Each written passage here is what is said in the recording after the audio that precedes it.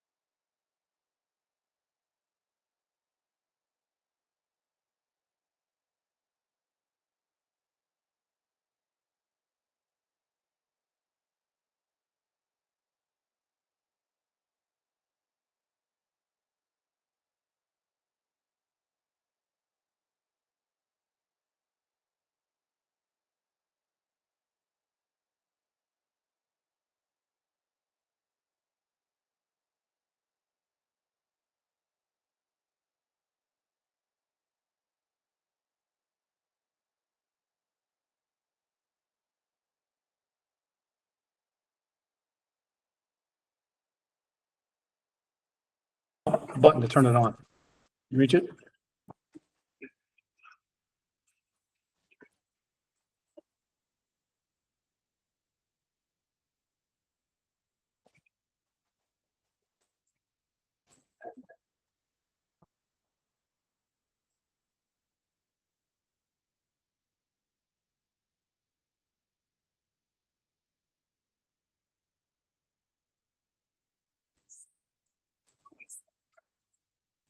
That'll work for me. Yes. Go ahead and enter your password. Next time you do it, just ignore what it says. That's good for you, Tom. The game. Next time it does I it. did get to the screen. Oh, I see it up here. Yeah. Okay.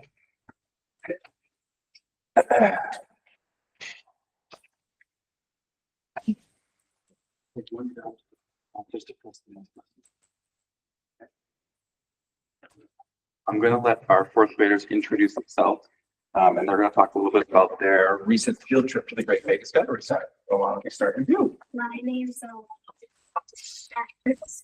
thank you. Speak my name is from they sold apples and then they brought it back home on a way. My name is Hillary and section as you got to anything and with her. Let's do the pictures while we're going. Yeah, so Right. we're gonna show some pictures. So right now. Why don't you guys? You want to just let the keep this parents straight? come down? Thank you. Start with names and then I'm gonna. I was trying not to interrupt the kids. Okay. All right, before, I'm sorry, one thing. I should have done this in the beginning. If any parents want to come up front and capture pictures and or video of their children, more than welcome to do that. Either side of us is good. So just a housekeeping. So, sorry, go ahead. And my name is John. My name is Parker. And Miss Martin and I went on the field trip with them, so we're here to just support them. So this is the front of the building, and then Dr. Walder will click through some pictures we took, and the children will talk about their slides. Acorn flower. Who's got that? All right. I learned how to crack an acorn and turn it into flour, and it was really fun because now I know what people did back then. So now I crack acorns. It's really fun.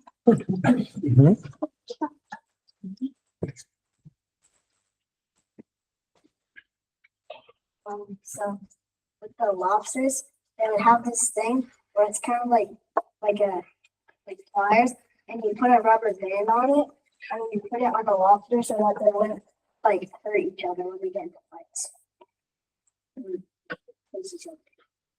So the special collections room was all different stations, right? And they handed out tools, and you guys had to kind of scavenger hunt around the room and figure out where the tools would be used. Right? You guys were good at putting the elastics on the lobsters, right? Yeah.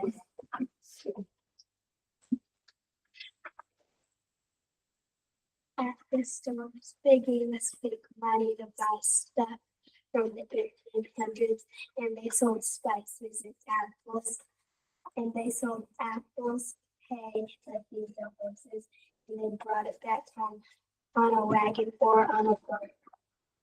Did you buy something with big money? What'd you buy? Acorn flour?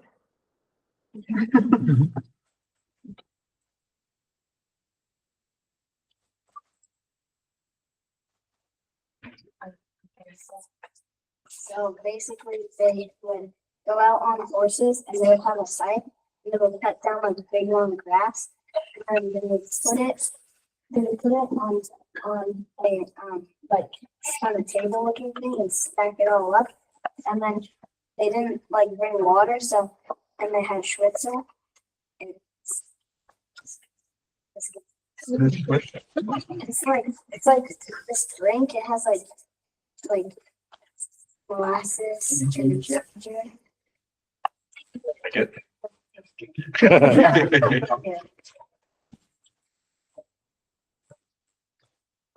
So in the wigwam, we saw like where they lived and like what they would use for hunting and like what they would eat. And we sat on like skins of animals and listened to them like talk. What was the wigwam made of? It was made of branches and tree bark, and there was a little trap door so that when they had fires, the smoke would let out.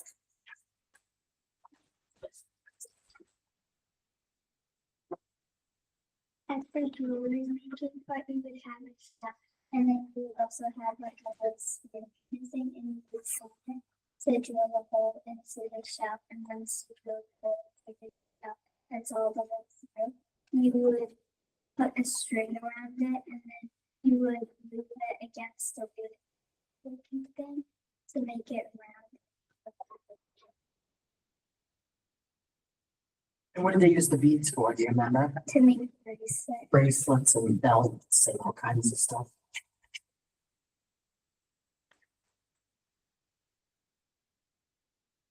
All right, what were your favorite things? Which was like, Each station you had something to try, right?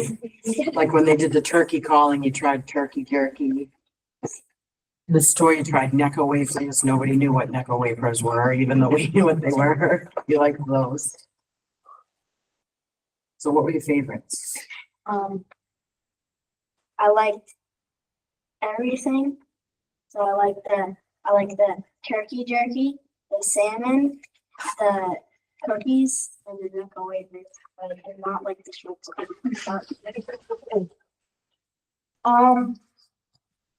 I really just liked the turkey jerky. Everything else was kind of gross, but I thought the salmon would actually be good, but it tastes. I like the turkey jerky stuff and the salmon because it turns out I like salmon. I like turkey jerky that I like to in the store and snack cheap.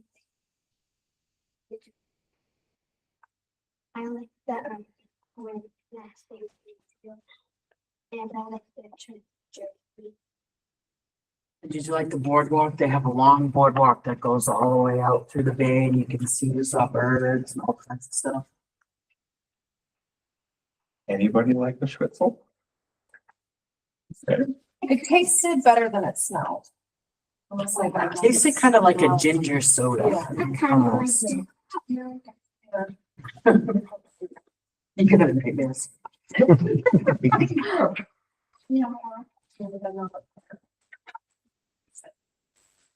Do you remember what that boat was called that they used to move things like that with? Began with a G. I remember what the name of that boat was. The It is with a G.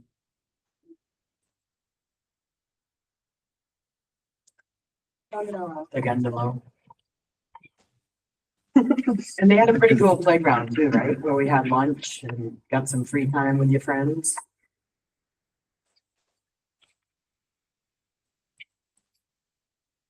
That's it? Do you want to see it? that's actually questions. Go ahead, Joe. You can go ahead, Fred. When I was a little boy, my father told me not to eat acorns because they were poison. Did he lie to me? What did she say? Did I remember? They had to be Yeah, they have to be cooked, right? You do have to cook it. All right, so he fibbed a little. So don't go eating. Raw ones, okay. Tom, I sent you a picture of everybody, to your email. Were they chocolate Necco wafers or the multicolored Necco wafers? Yeah, different colors. Different colors, yeah. I don't blame you if you didn't like the different color. I like the chocolate. Yeah. What was your favorite activity? Right, the white ones. It's like maple. Oh, nice. What was your favorite activity?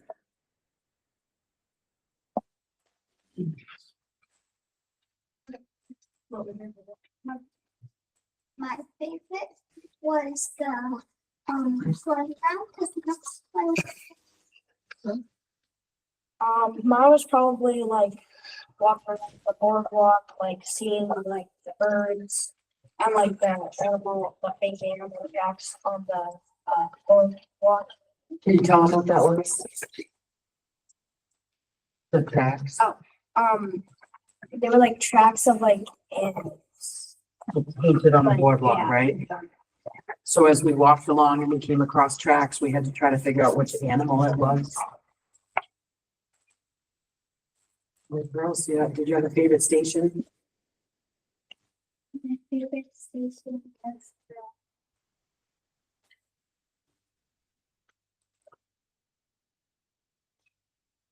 the information. I like the story because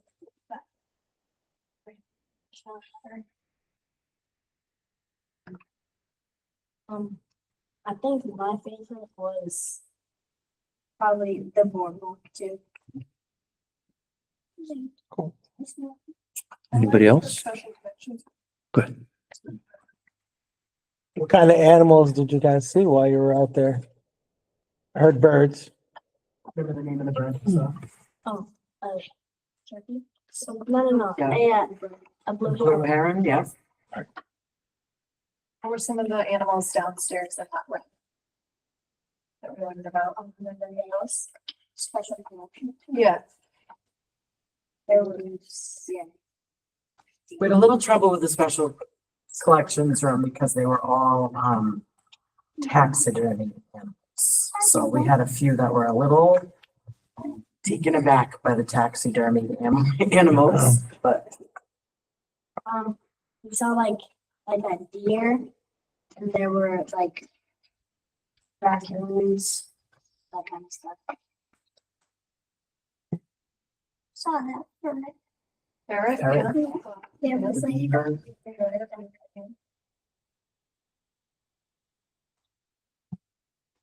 Anything else from anybody?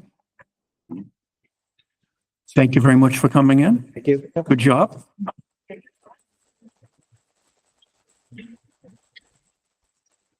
And thank you for the parents for bringing them in tonight. Thank you.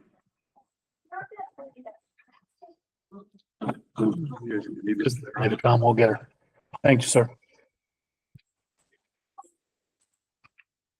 Next up, facilities update.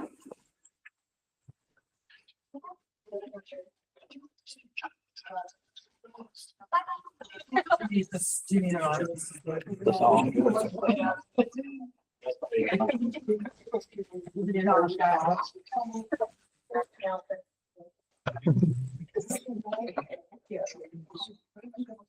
don't know what's going on. Put your little check marks, nothing on the agenda. Go ahead. Yep. All right, so the facilities department, last time I was here was kind of the beginning of the summer, so we did complete the summer. As busy as always. I know I told you about the shift for all the programs in the middle school. That worked out really well. Much better for the kids in the summer for sure. Fully staffed. I'm happy about that. The first time in since COVID, so that's good for us. We did complete some pretty major projects over the summer, including the LRS intercom. That's both interior, exterior lights, and PA systems. So that's good. New epoxy floors at the restrooms at the high school, which that went well. They're holding up well. We did new indicator locks and keying at the middle school. That went really well. The keys actually just got put in yesterday. It was backward multiple times, but we did get it and they were put in. So that is complete now. That's a good thing. Okay, the district truck and plow are here now. Dump trail's here, so that's working out really well. That all hitch. I was just picking up the truck, so it's good. It's working out. We've had no issues with it. The energy project, the EI, is also well underway. Lighting, as you can see here, the high school, we're probably about 70, maybe 80% complete at this point, maybe 85% complete. They haven't done exteriors yet. But it's going well. There was an issue with some of the back ordered switches for the dimmers, but other than that, everything's operating good and we've got positive reviews on it. Next week, we'll be starting middle school full blown, which actually they've kind of started it a little bit this week, so they'll give a little taste of it. And the dimmer switches are back ordered doing tomorrow, so that shouldn't be an issue for that school. Transformers shift, we're looking at delivering, installing those later this month. Solar, the big one, they're looking at starting the installation in the middle of this month and then wrapping it up and putting it online, mid-April. So a lot of things have to happen in between there, but we're hoping for a good winter for that project to happen. They're confident they're gonna get it done no matter what. We'll see how the weather is, but they're very confident they're gonna get it done in time and have no issues with the weather, so we'll have to trust them on that. A question. Go ahead, Cindy. So do they have like a timeline type thing, like what they do, what stage they do, how long it takes? Yeah, do you want me to go through it? Can you give like a abbreviate, like, I don't know how long it is. I mean, if you have to, I'm just, Yeah, so I'll tell you, so. tell me every little. They've been working on the engineering for months. They've had guys out there, surveyors, they've had test pits, all kinds of stuff happening for months. So that portion just brought over. Middle of this month, they're gonna start the actual site work, stake it out. They'll do trenches, all that kind of stuff. End of January, they're looking at doing the solar racking, the inverters, and then February, we deliver the panels and all the switch gear to make it all connect up. End of March, the solar recommissioning and the tie-in with Eversource will happen. And then, like I said, mid-April, it'll go online. This isn't. So March, it ties up with Eversource. That's the Eversource witness test. Yep, that's when they actually come on and make sure it's working correctly. All right. So I guess my question is like, weather might be a factor, like what would, I mean, obviously a snowstorm would slow them down. Like if we get a couple feet of snow, that will slow them down, right? I mean, I would assume so, but I've had the conversation with them multiple times and they're very confident. They say they do it all the time. It's not- Oh, really? Have to trust them.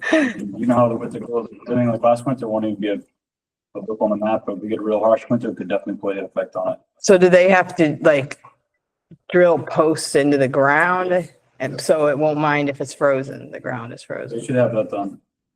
Yeah, they should have that done. The biomass boiler is on order. We've met with them multiple times in the mechanic room to lay it all out, make sure the design will fit.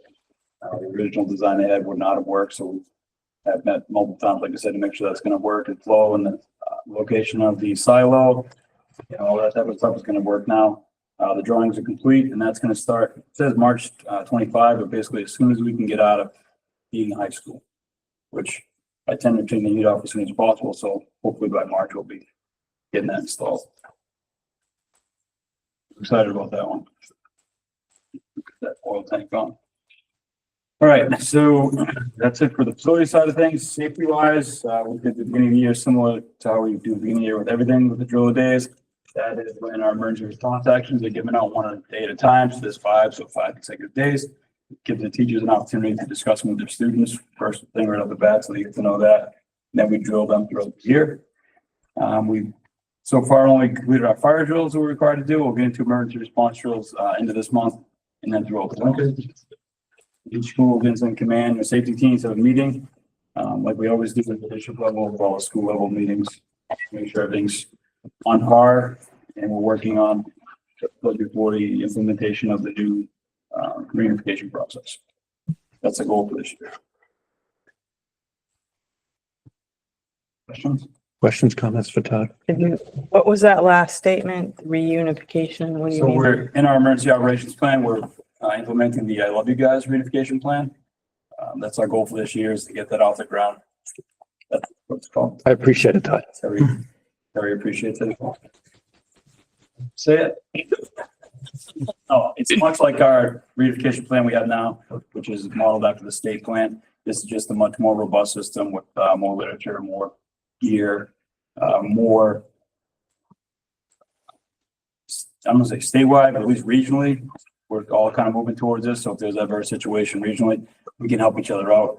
The system's designed in such a way that even if I had to take someone who wasn't trained, I could simply grab Tony and say, here, this is your role. He gets a lanyard, the vest, he gets a go card. They'll tell him everything to do. His directions are also on his lanyard. So it allows for a smoother process because we know it's going to be a tough, difficult, long drawn out process.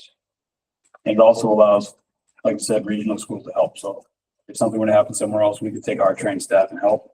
So it's a mutual aid. Yeah, very similar, yeah. Because we know that in a real situation, our staff is going to be Maxed out. citizens first, right? Yeah. So they're going to be busy with that. For something completely different. The number of visitor spaces that we have in parking lots at the three schools, have we ever looked at or increasing the number because of shortfalls in various areas? We added them at the elementary school. It's the only time I can remember ever adjusting them, but, I mean, just recently I'm talking because, not to my knowledge, no. Okay. No. that's why I'm asking you, Todd. Good kept. Well, the reason I ask is because The reason. well, there's always a reason, right? No, I mean, in the sense that I'm not necessarily visiting the schools, but you drive, especially at the elementary school, Sure. you go by and there's like, I think there's three of them. And they're all booked. Now, granted, there's a little more space in that area now than there was prior, Yes. but I was just concerned about that and making sure we have enough.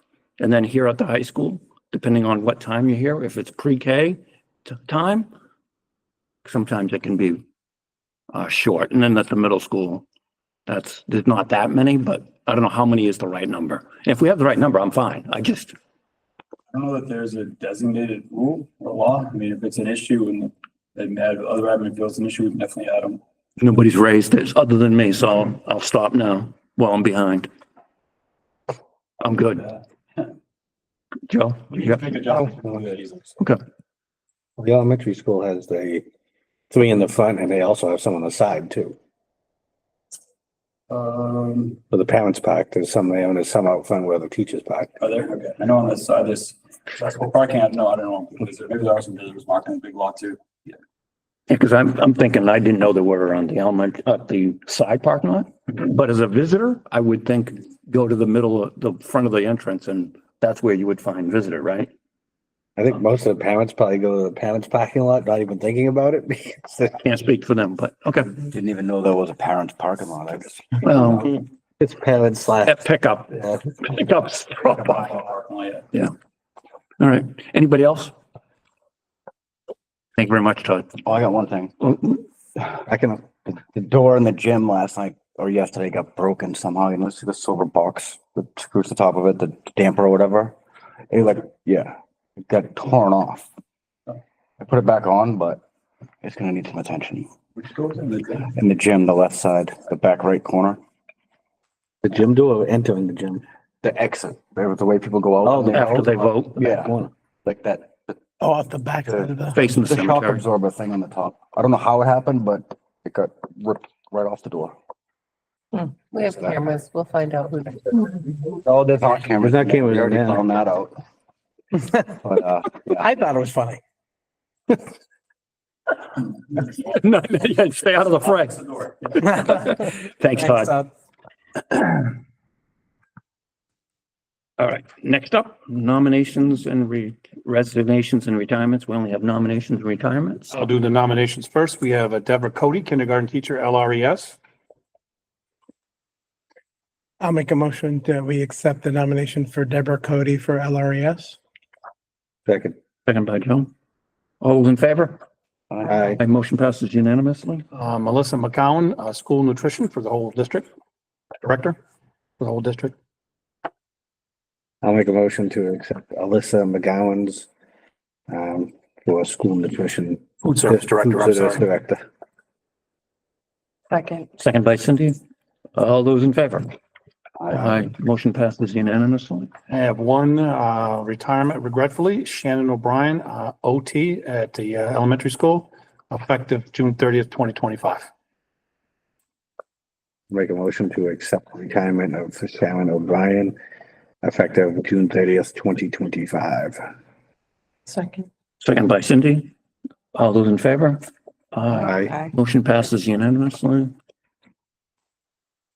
Next up, updated strategic plan. As we know, we we met in the spring and then we met again in the fall and to update and or modify said plan? You want to go over that, Terry? Again, we can start with universal supports for all students of both academic and behavior. That's on page 6. We added 2 more indicators. We want to ensure a written curriculum in a consistent format for all courses and all departments across the district. And we also want to establish a reviewed work study practice program to make sure we are aligned with our portrait of a graduate. I do have a question. What do you mean by reviewed when you say that? I'm trying to bring it up, but I think there's a current work study, so we want to take that current work study, review it, and adopt it to make sure it aligns with the portrait of a graduate. thank you. Any questions on that? Page 7, I don't think there's any changes. Page 8, there's some strike throughs. We did add 1, 2, 3, the 4th indicator down. Homeroom and RAN teachers will call parents 2 times a year and an introduction and a check-in. The teachers at the workshop had brought this to our attention again with some concerns about making the phone calls, not making the phone calls. I think they typically want the option of making a phone call or writing an email. The concern was expressed that some parents prefer email over phone call. And so they asked us to bring it forward to see if we wanted to take an action. Go ahead, Joe. Can we just add this to the beginning of the year parent fill out application that we have to do? There is on there. Well, I know, but it's like, Is it not? I don't think it's on there. Oh, I thought that there's a syllabus or something. What happens, some of the teachers, or at least one of the teachers there indicated that they send out information requesting what the parents of that particular teacher would like for the first line of communication. So it's not district. I mean, but yeah. Well, Can we? Yes, we can. a lot of things we can do. Yeah, I mean, I can't say no. It just gives the parents the option and they can't complain whichever option they choose. I mean, most people will do that during any intake for a new system that you sign up for. How do you want to be communicated with? Do you want text, email, calls?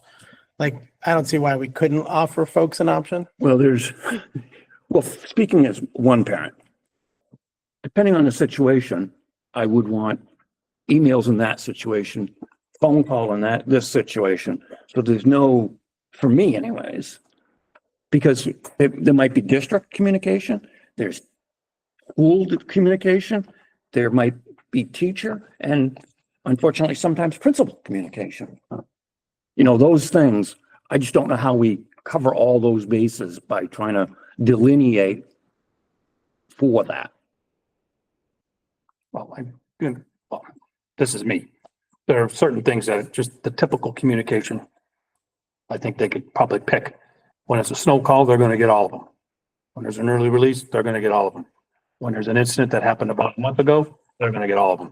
Like right now, we're doing the Plan B transportation. So parents were saying, you know, so we upped our game and said, all right, we're going to do Facebook, we're going to do text message, we're going to do email and a phone call so that there's absolutely no excuse, you know, well, I can't say no excuse, but we're trying our best to get the information out in a platform of all of our means. Go ahead, Tony. Is that what we call that, Plan B transportation? Like, can we call it something different? That's what they call it. I'm just going with what the bus company gave, alternate Plan B. So I understand all that, and I agree that different, It is bad. different situations are always going to call for different types of communications. I think in this case, this is specific to, we've basically told all the teachers, we want you to contact every parent from your homeroom twice a year. And last year, the direction was it should be a call. And what I'm hearing from this request is, can we leave it up to the parent on this one type of routine communication, how they get that? Because I know from my wife, if the school calls, she's like, oh crap, what's going on? Because 9 times out of 10, the school doesn't call. And I know, do you know what I mean? So if the school's calling, maybe it's a medical emergency, maybe something else is going on. So I understand that some parents may just not want the phone call. So in this case, I'd be okay with giving the parents a choice. Do you want me to call you twice a year? Do you want an email twice a year? We're going to contact you twice a year. How do you want us to do that? Everything else, all that other stuff I get. I, for one, the intent of this is that we wanted to increase engagement with the parents. And the conversation back 2.5 years ago, which was, we don't call, or our teachers didn't call at the time, parents. And when we do call, it's more, unfortunately, the vast majority of the time, it's not good news when we call. The school is calling parents. And we wanted to make that one call at the beginning of the year, beginning of the second half of the year, a good call, in quote unquote. And that's the intent, because you're right. Get a call from the school and you're thinking, oh my, what did Johnny do? Or is he or she all right? So for me, I would still like to keep it a call, because I think it's important that, unfortunately, some parents have negative connotations about contact with the school. Go ahead, Tony. So I don't see the issue with them calling the parents, but again, it's not me making the phone calls. I don't think it's a bad option, because then it saves the teacher the trouble of trying to get in touch with this person if they're not going to be reachable, and they would rather be contacted by if then you can check that person off. But if they don't, I think they should still have to call that parent that wants to be called and spoken to. But if me as a parent don't have time, or I can't make time for that call, or I won't be available, and it's just easier for me to do that, I mean, as a parent, I think that's a good option to have. Just my opinion. Go ahead, Joe. I think in this day and age, where a lot of people's cell phones or their home phones, I mean, they're at work or whatever, and they're getting a phone call. You might not want a phone call with a 3-minute conversation, because, I mean, they're not calling it in the evenings all the time here. Sometimes some teachers do. And you're not going to have a real good conversation with them. So then it's just a, hey, hi, this is the homeroom teacher. It actually happened to me. I was at work. I didn't pick up my phone. Hi, this is so-and-so. I'm from Kids Rams teacher. If you have any you need anything, contact me. Yeah. Where I will say the email, the system has changed, so I can actually go on our website now and click on the person's name, and it will pull up his email. It didn't do that before. You used to have to paste everything like that. So it's a little bit easier now to at least pull up an email for that.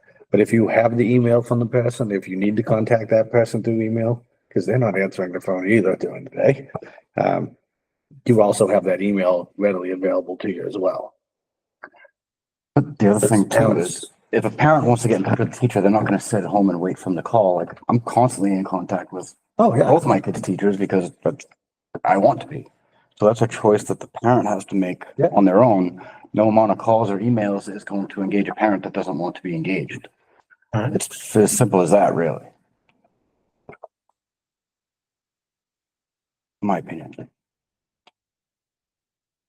What would the board like to do? I've heard different things. So Cindy, do you have a thought? I think it's reasonable to contact the parent twice a year. And that's kind of the way we've done it, right? I think what you're asking though is, do we want give the option to make it an email? We're not saying we're going to get rid of it twice a year, but I think you're looking at it. Giving the parent an opt out of the call. The teachers are asking. Nobody else in the room was asking that I can recall. Correct. Not the parents. And again, this has been grieved once.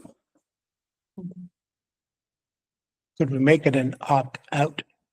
Hey, we're going to call you twice a year. Click here or check here or right here if you don't want to get a call. I don't want an opt-out. I'd still, whether it's a phone call or an email, I think there needs to be a positive contact twice a year. No, not opt out of the communication. Yeah. Opt out of the method. We are going to call you. John's asking what you guys want to do. Yeah. Well, I'm saying rather than put it out there, do you want A or B? Say, the RAM teacher will be giving you a phone call twice a year to communicate with you about your student.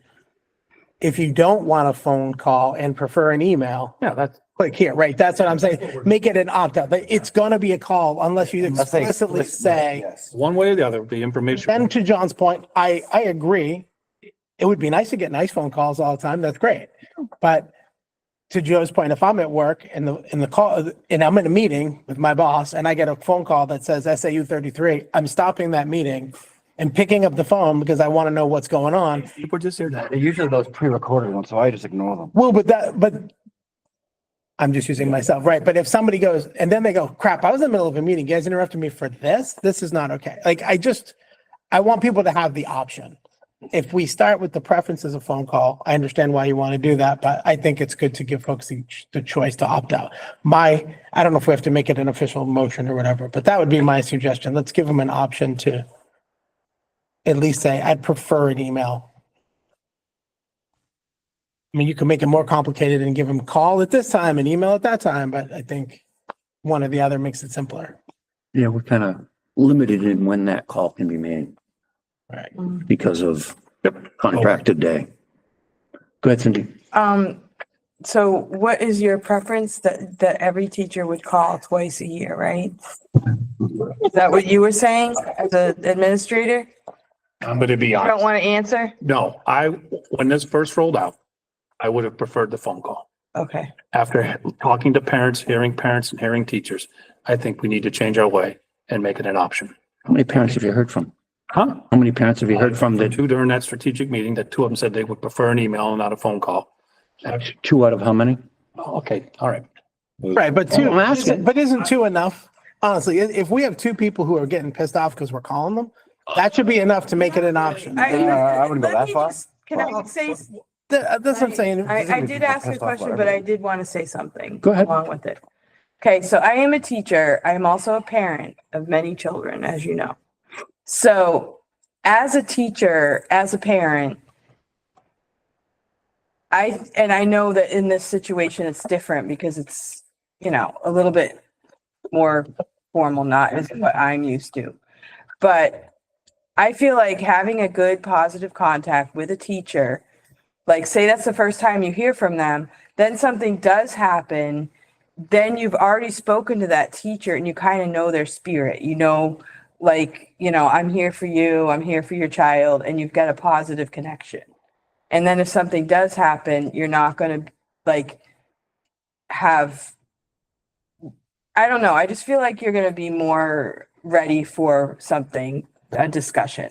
And I think it's good to have positive connections. And also I want to say this day and age, personally, I have people, I don't think they're going to watch this video, but I have people that are in the next room and they'd send me an email. I'm like, can you just come into my room and talk to me about my kid? Like, just walk over here. Let's just have a conversation. Go ahead, Tony. Sometimes it gets Can I just too respond real quick? mechanical. Wait a minute, Steve. Tony was next, and I'll let you. Yeah, I'll yield to Steve.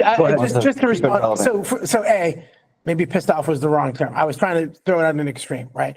But and I don't think I'm not disagreeing with you. I would think a positive phone call is the preference. But my point was, if we only have even two parents who have said to us, I don't want a phone call, I'd prefer you to send me an email. That says to me, there are likely more out there, whether it's one more or 100 more, who probably feel like email's probably okay. Or email would be much less disruptive to my day. So that was all I was trying to say is, do we have a minimal number of parents that makes it okay to make it an option? And I don't know. I think two's enough personally. Sorry, I know Tony was. So my point was that I'm the complete opposite, where I get so many emails and I have so many different emails that I have to check that if they need to get in touch with me, they call my phone. That's really the only way. If they need an answer from me or they need something, Right. it comes right to my phone but that's me. And so again, I don't have an issue with the option as long as the default is the phone call, unless otherwise communicated by the parent that it doesn't work for them, then I have no issue with that. Go ahead, Terry. One of And the Joe. issues that we're having now is we are restricted to when we can make the phone calls and we're not reaching a lot of parents. It goes to voicemail. I don't even think we're reaching 50%. I think the high school did this time, but the other schools weren't reaching 50%. So, right, I get it. We're trying, but it's a conundrum too of how we're engaging. We're not getting the engagement that we want. But the issue, go ahead, Joe, sorry. Go ahead, go, finish it. Part of that issue though is because of the time of the day we're calling. Yep. Not to deny it. And we can't have teachers calling at 6 o'clock at night. because of the contracted day doesn't permit. And that's the way it is. Throwing it out there is that's the issue. Gotta play with the cards we're dealt. Go ahead, Joe. As a parent of a high schooler, it was easy to remember the teachers in middle school for two reasons. One, they actually pop up on my phone because I get their grades all the time. So, but RAM does not. So yes, I get the phone call, but unless it's Mr. Lacasse or somebody who's been here a long time, that I pick up the name right away. I might not even remember who the RAM teacher is. No fault of their own, but it's just something that doesn't pop up right away as the other teachers do.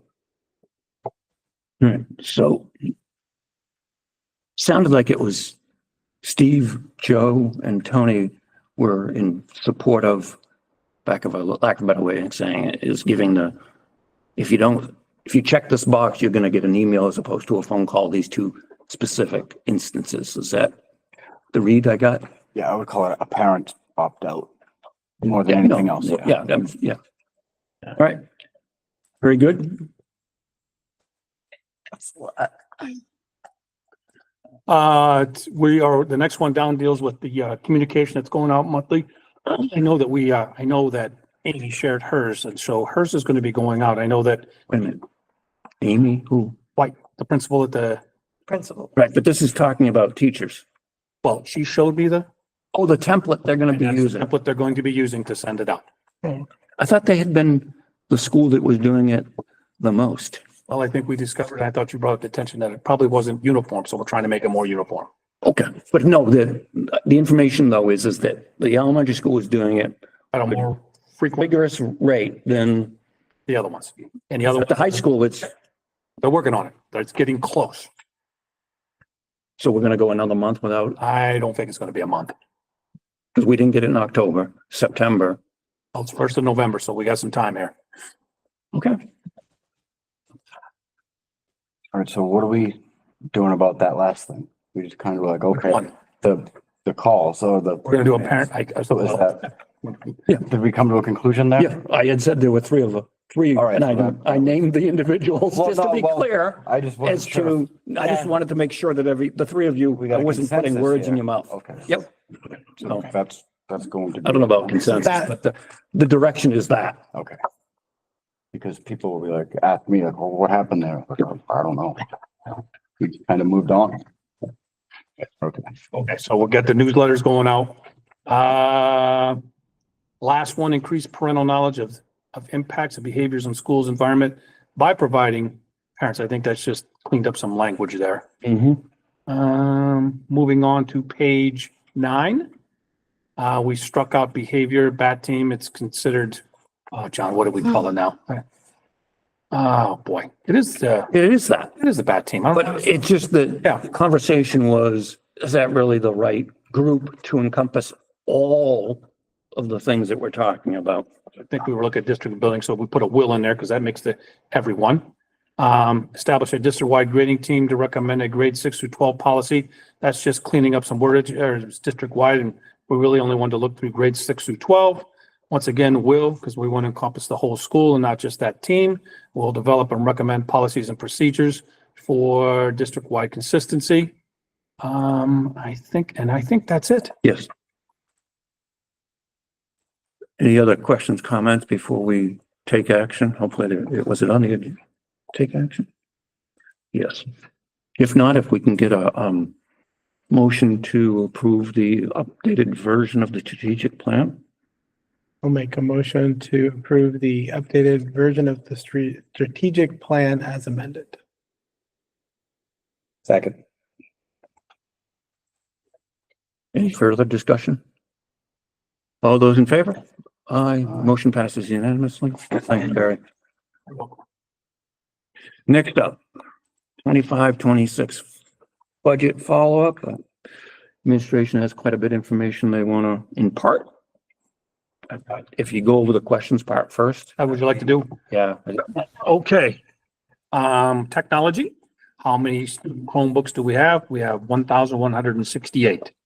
How many staff Chromebooks do we have versus laptops? There are currently 170 HP laptops, three MacBooks currently in service.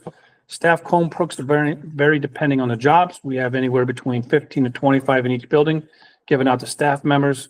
Some are the cafeteria workers, paras, and others would be the ones utilizing those. What is the estimated total cost of staff laptops in the district? This would be taking out 175, just basically multiplying it by 1,000. We came up with 175,000. Can teachers use Chromebooks? Matt says for the most part, yes. There would be some outliers, but most could use a Chromebook for their device. I have questions on technology. Yep.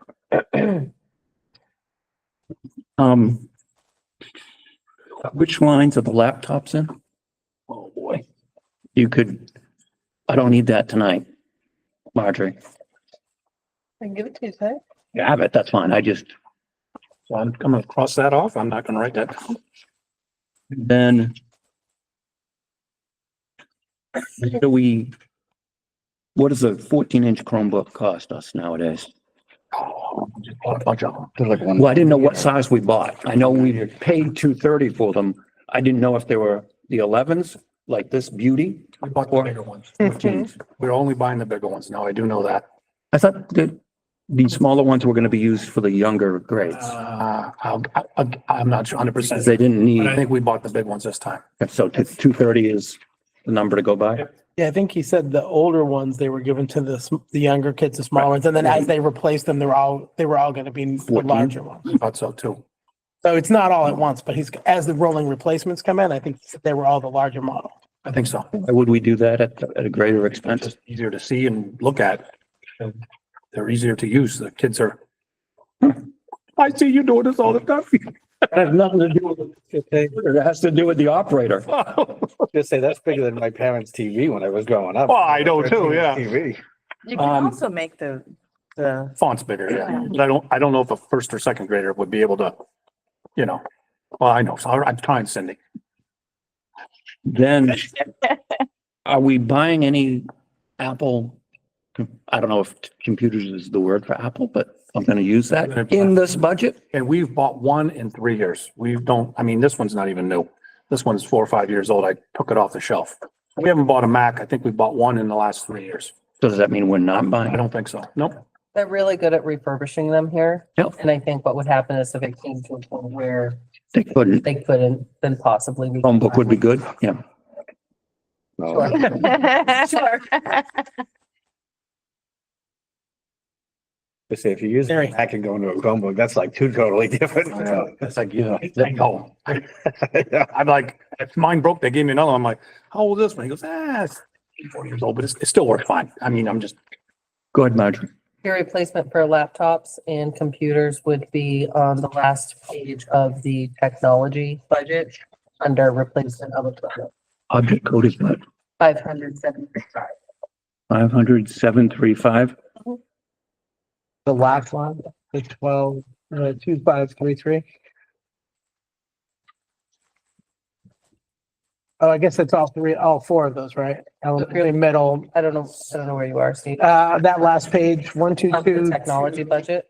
Yeah, Yeah, so you'll have district, yeah, some of them are different. So it goes 5030, 5033, 5130, 51214, 5230, and 5330. I'm lost now. Yeah, I'm lost. yeah. Okay.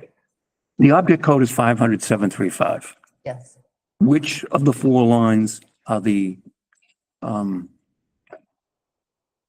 computers in? Are all of them is those costs? They're going Actually to be in that top one, district-wide. Is there on the, There's he two on the, said the last page. yeah. I listened. Two at the Should have page 4, right? Yeah, I didn't look at that because I was, anyways. The district-wide tech replace equipment, that first line for 55,600. Yep. So that's how many, what? I don't know. Now I have to go back. Sorry.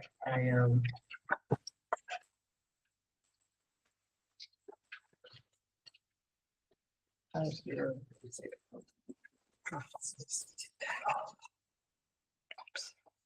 again, if you want to get this later, that might be the easiest thing. You know what I'm looking for. Yeah, I do. How many of I know them the detail. and what And are we because it's buying? broken out by the orgs, but it's just a little bit more difficult. All right, that's fine. Like I said, I'm not going to do anything with it tonight. Okay. Somebody have something? Yeah. Oh, What's the other part, Rex, from the most part they can be used?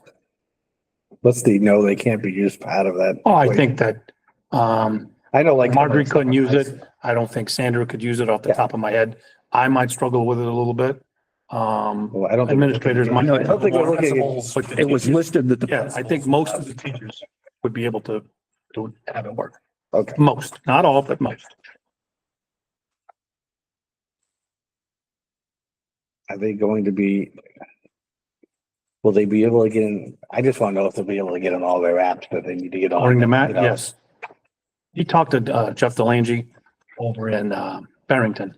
And Barrington was a Mac district and they're moving to Chromebooks. And the teachers are actually liking them more because there's a touch screen and they can actually do a little more things on it than they could the computers. So they're actually enjoying them a little bit more than the MacBooks. And everyone over there had a Mac. So they're moving away from that. And he put that out to his little listserv. Not all, but most. Yeah. Again, you can touch a screen. It works with the Promethean boards. We use Promethean. Yeah. Yep. Okay. Different name.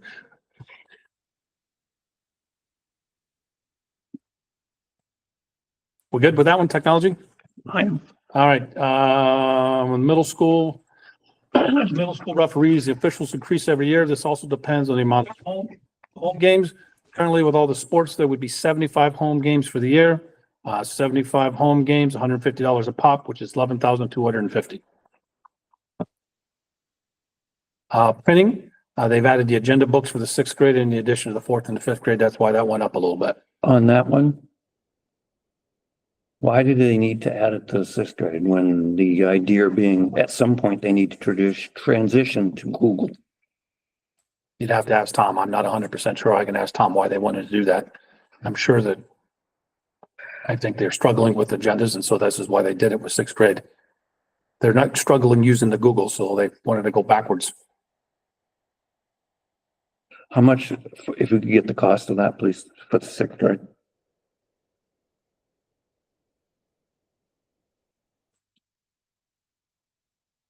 I can ask specifically why too. I'm just gonna see if that cost is in here, broken out.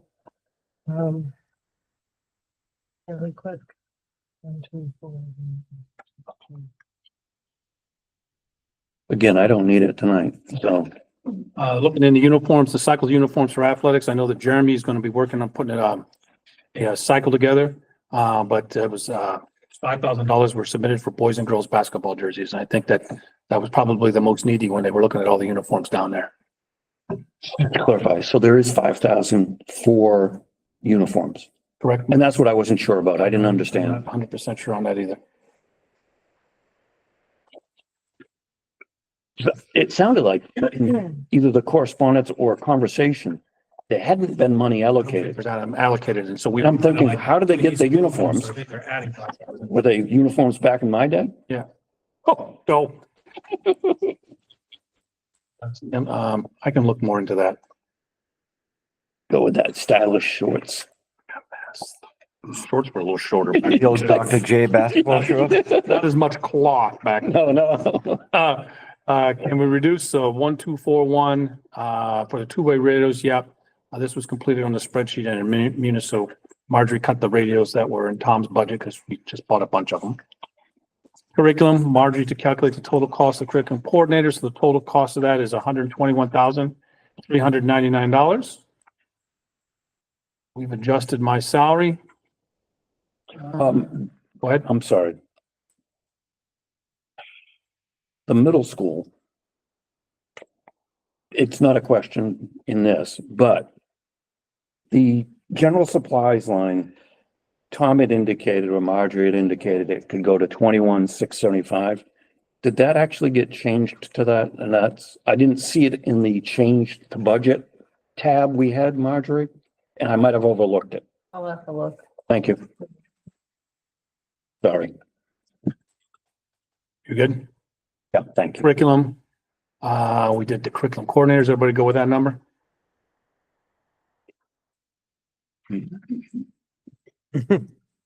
Well, I'm just not sure 90 is enough, but go ahead. Ah, boy. Well, we'll talk later about that. District-wide we adjusted my salary. Reduce the food service director, health and insurance to 2-person. We did that. If we could, Let's make sure that that's what they're gonna take. no, Okay. just, I'd like to find out what the benefits in total so that we don't get identifiable information is for that. And is it more or less than what the current? You understand what I'm asking? Yeah. I do, but I don't know how soon we'll have that information. How to what? How soon we'll have that information. If not, we'll have to keep what we've got. Obviously, if we have different information, we'd like to have it up to date. That's all. Safety and facilities, trash and recycling. How long is the contract for? In essence, they do not have a contract. They're just paying the bill to somebody to come and do it. They haven't went out to bid. So if we were to do this, we would have to go out to bid for it to start on July 1st. And then we would move forward with that. So no contract with the current provider through the town. Okay. Before we go on, I was charged with communicating with the select board. Tony might want to recuse himself because we're going to get into that conversation. And the letter the town manager sent us regarding trash and recyclables. And you had recused yourself the last time. This is what I've done per the board's request. On October 17th, I have to go now before you start, like, are you getting into it now? Yeah, I'll start now. I'll wait. All right, yeah.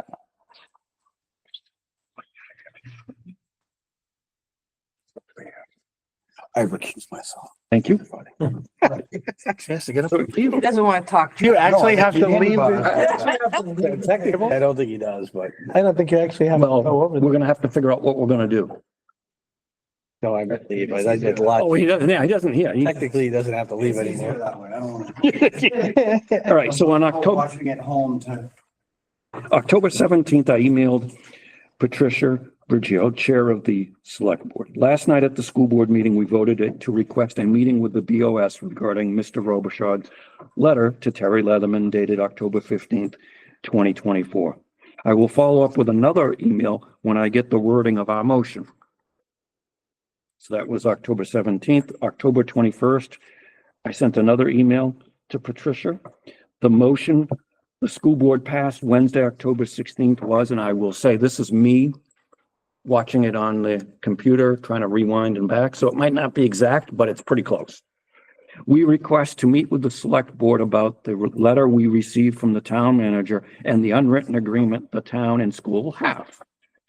End of quote. Any questions, please let me know. That was October 21st.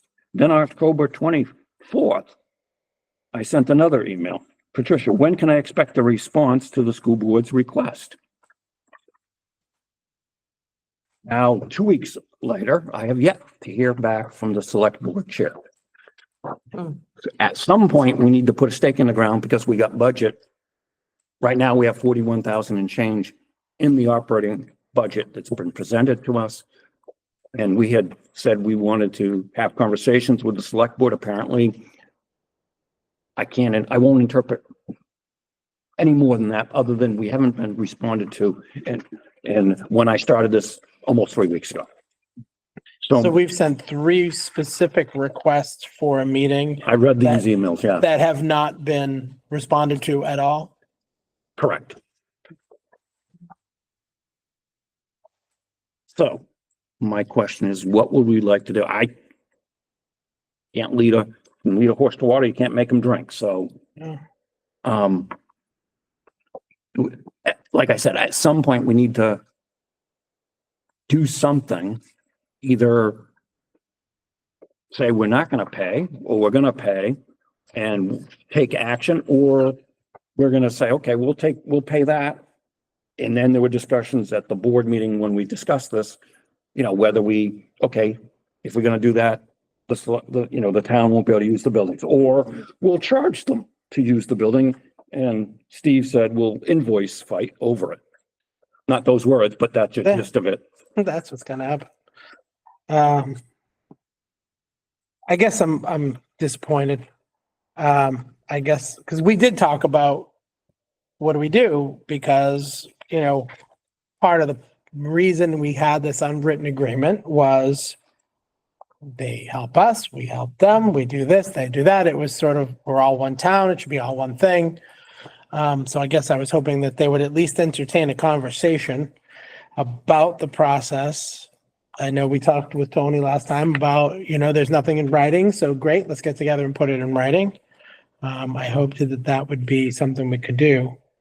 I don't know that they're really giving us much of a choice. I think we kind of have to make a decision on if, it sounds like we have to pay for trash, because it doesn't sound like they're gonna. Right. And Tony, correct me if I'm wrong here, but it doesn't sound like you guys are gonna come to the table. For anybody right now. Yeah, he's, All right, well, so then based on no information and the lack of response to 3 different emails over 3 weeks, I don't think we have a choice but to keep it in our budget to pay for the trash. What we do after that, we'll have to decide as a board, but what can we do? right. But my point being is we keep it in the budget, obviously, because July 1st, next year, we'll have trash piling up if we don't do anything. Right. The other part is do we do anything with any of the services that we're in exchange for those services that we've been getting? We could request to go to them though, too.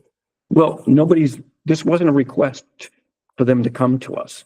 This was just a request. for Clearly, I information. don't. I just said, That's fine. I misunderstood that. the motion was, we request to meet with the select board.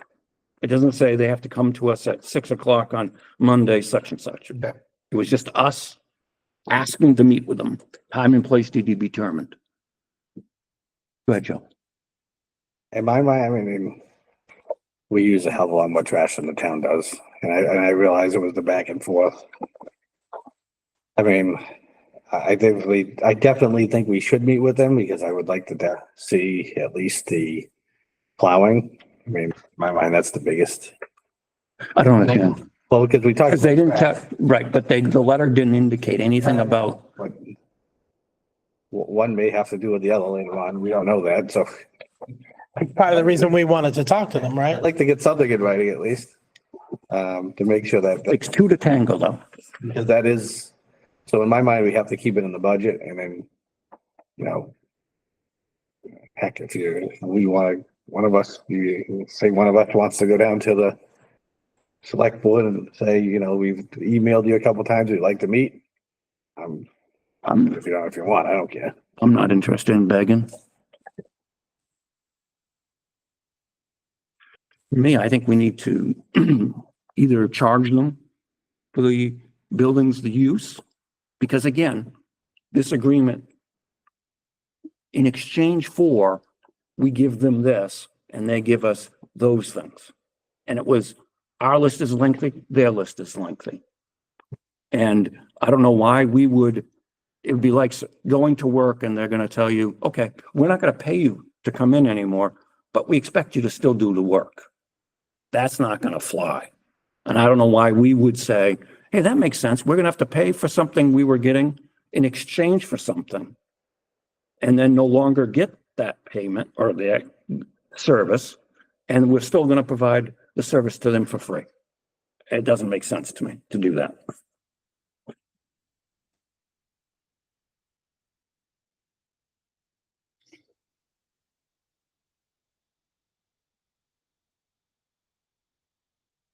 I, Go ahead, Cindy. in my mind, I feel like it's all taxpayer money anyway, so the taxpayers are paying for it. But on the other hand, being sort of an outsider, not knowing what the exchange is, I think it would make sense to write that down because they probably don't know what it is either. So if you say, these are all the things that, and I know that you might think it's obvious, but Well, maybe it isn't to them. I didn't, you know? not once did anybody say anything was obvious. That, well, I'm just saying, I'm just throwing that out there. It would be nice even for myself to see a list, because I'm thinking it makes sense that we pay for trash, but I understand the idea of doing, you know, an exchange. So I would like to see on paper what that would look like. And then that would help to realize that equality between the two things, and it would make sense for that to happen. I think that, you know, being new people and not having the board, you know, the Board of Selectmen, there's a lot of new people on there. They may not realize the value of the exchange. Yeah, I'm not gonna That's all I'm say, okay. Joe, and No, then sorry. Steve. I mean, I know we're just looking at trash right now, but I don't think you can take trash out. The town still does supply us with trucks to plow our yards, and that's a very large expense. I mean, you figure they have about 208 meetings a year, give or take some. I mean, I think we're definitely getting our money's worth. Just with the trucks, and then sitting there saying, okay, we don't do trash, and we're gonna charge you, and it's back and forth. Now we're invoicing. Now we're wasting more time with people getting invoices. I think you're missing, though. That is only meetings. That is not rec using the building, rec using our facilities, fields and all those. If you took, for example, we pay overtime on Saturdays for the gyms to be open. Is that correct, Terry? Yep. That's an expense for us. We wouldn't have that if we didn't have to do it. We have to light the buildings. We wouldn't have to do that if people weren't using it. Just like at night, people use these buildings at night, whether they're here or the middle school, less to degree elementary school. They're getting to the season now where later this month, maybe early next month, the gyms will be full for the next several months for basketball, the use of it. And then in the spring, some of the gyms will be used for baseball tryouts and such, and sometimes practices until the fields are ready. And then they'll start using our fields. They use the fields extensively in the fall for the soccer. So why can't we write that stuff down and then say, this is why we agreed to have this exchange? I think The that, town manager doesn't realize all that stuff. so hold on, sorry, I've been waiting. Go ahead. Yeah, so I think the situation we're sitting on top of is a very slippery slope. They're saying to us right now, just now, this is the first step. You have to pay for your own trash. How long is it before they go, well, you have to do your own plowing and you have to do this? And I agree, it's all taxpayer money, but here's the problem we have. People don't like our budget already. So what the town has effectively just done is increased our budget requirements by $42,000. I get that. So we now have to, right, no, but I'm saying, more realistic. Tony, wait, but that doesn't matter. It's to the people Tony. watching, wait a minute. to the people watching and to people who are looking at our budget went up. Now, on the scheme of our budget, it's But- not a huge amount, but our budget went up through no fault of our own because of an agreement. Cindy, wait. So I think all we were trying to do is to say to the Board of Selectmen, hey, let's talk. To your point, Cindy, let's get a list. And maybe we will realize it really is a wash. Because to John's point, when you rent a venue, I rent a lot of venues. I do a lot of events. You rent a venue, you don't pay $300. You have to pay for their staff. You have to pay an amount for, in some places I have to get insurance. Like you have to pay for them to open, heat, light. It's not cheap. So when you say it's 208 meetings, there's a lot of expenses that go into that we don't even talk about. So I guess I don't understand if anyone else, I'll say from the Board of Selectmen is watching, why they wouldn't just have a conversation with us and say, can we work this out without actually making it a budgetary problem? Whether it's more realistic numbers or not, the fact is it's been this way. And let's make an agreement that says we'll provide you with these services, you provide us with these services, and we don't, because how long before it is that we are in an invoice war back and forth and it becomes stupidly contentious? Like, let's just come to the table and have a conversation. John sent 3 requests for a meeting. Didn't ask for where, when, how. Can we get together and have a conversation? We asked him to do it. He did it. He followed up 2 more times with no response from Patricia Brigio. I think that's a failing on the part of the chairman of the Board of Selectmen, who was requested for information by a chairman of the school board. You don't have to look at me. Well, you're just, sorry, I'm not meaning to. Against you. I'm not meaning to direct it at you. I apologize. It's not about that. I apologize. I'll point at the camera wherever the camera. Thank you. So let's just have a conversation as a town, as 2 professional elected boards who the town has trusted to do a job, 2 jobs, several jobs, and part of that job should be cooperation. Whether it turns out we end up putting it all in the budget or taking it all out of the budget, that's to be determined. Why can't we have a conversation? Why can't we sit down and have a meeting, public, non-public, pseudo-public, non-meeting, chips, popcorn in a movie after, I don't care, but let's have a conversation where we talk about how can we do this and make it work for everybody. That's my thought. Sorry, Cindy, I didn't mean to put it. I agree, and that's why we asked John to reach out. So I'm in the same quandary, just so you know. Go ahead, John. I know you said you don't like the bag, but I mean, I just go down to one of the meetings, so heck, we can write a request to be on their agenda for the time. I mean, there's other ways around it. I mean, I'm not gonna sit there and say, we sent something to the chairman of their board. But that doesn't mean everybody else knows what we sent. I mean, if they watch our meeting, they would know, but else does, but then it's. She knows, as a professional person who is the chairman of a public board, she should be responding to requests for, even if her information to John was a response going, stuff it, pay the bill. I would have been happier with that response than no response. Not happier, but at least it would have been a response. To ignore him 3 times is incredibly unprofessional. I'm not disagreeing with you, but there are 5 members to the board, and you're talking about, we didn't send it to the whole board. Send it to the whole board next time. Well, But I know we're trying to play the I don't know segregation why- game, but Tony knows very well what we A want to have a constituent- conversation about. a constituent of theirs, 3 times. I didn't know. Yeah, well, you knew there was a conversation request. but again, That's what I meant. a constituency of the select board, and they're not responding. That speaks volumes to me. I understand that, but we can't lock, I mean, If, the whole select. let me ask you, if the reverse had happened, what would happen? If they sent me 3 requests and I don't respond at all, It would probably be yelling at us. So why can't we, different rules. can't we do the other way around and say, hey. So my we sent 3 question results is- then. My question is, Yep. okay, we're here in this situation. Yep. We've been ignored 3 times. Yep. What's the next course of action? In my opinion, we still have to poke the bear and get them to respond to something, don't we?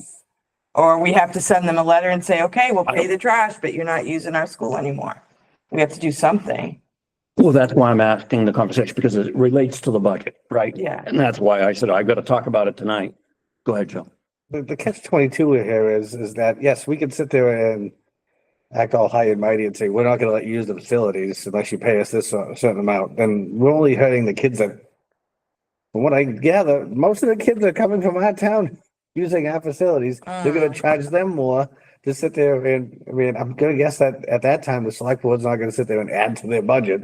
Well, You know, somebody's gonna have to pay for it, and it might just be the kids that are in our schools that, you know, do recreational activities that are gonna be paying more money that they may or may not be able to afford in the first place. well, that's the great thing about the situation we have currently. We have none of that. I understand that. And it's not us inflicting this. It's the select board choosing to go back on an unwritten agreement. Now, granted, Nothing's written, so, Well, it wasn't. It's not. the town manager. but, The town manager made the decision, not the select board. okay. It was the town manager decision.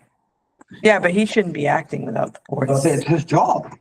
Well, it's like Terry, if he made the budget up and he said, we're gonna cut this. Look at RSA 37. It's his job to do this. He doesn't have to run everything by the select board. No, but And the can't, town the- manager is granted authority by the law to act on things on his own. And you're speaking as what, Tony, right I'm now? speaking as someone who knows the law. Right, but for the minutes, we need to make sure we're clear. Whatever you want. I'm speaking as a resident. as Thank you, that's all. I just want to make board sure. Member, as a select board So- member. I'm so speaking as Tony- everything. Okay, I we're understand. not, we can't ask Tony questions because he's here as a Right, resident. right. And we can't put him in that spot. And I just wanted, that's why Well, I'm then I'll trying to make a make general sure. statement to the air Go ahead. that I understand, Joe. I understand why the town manager might send a note out of hand because his job is to do what he's done.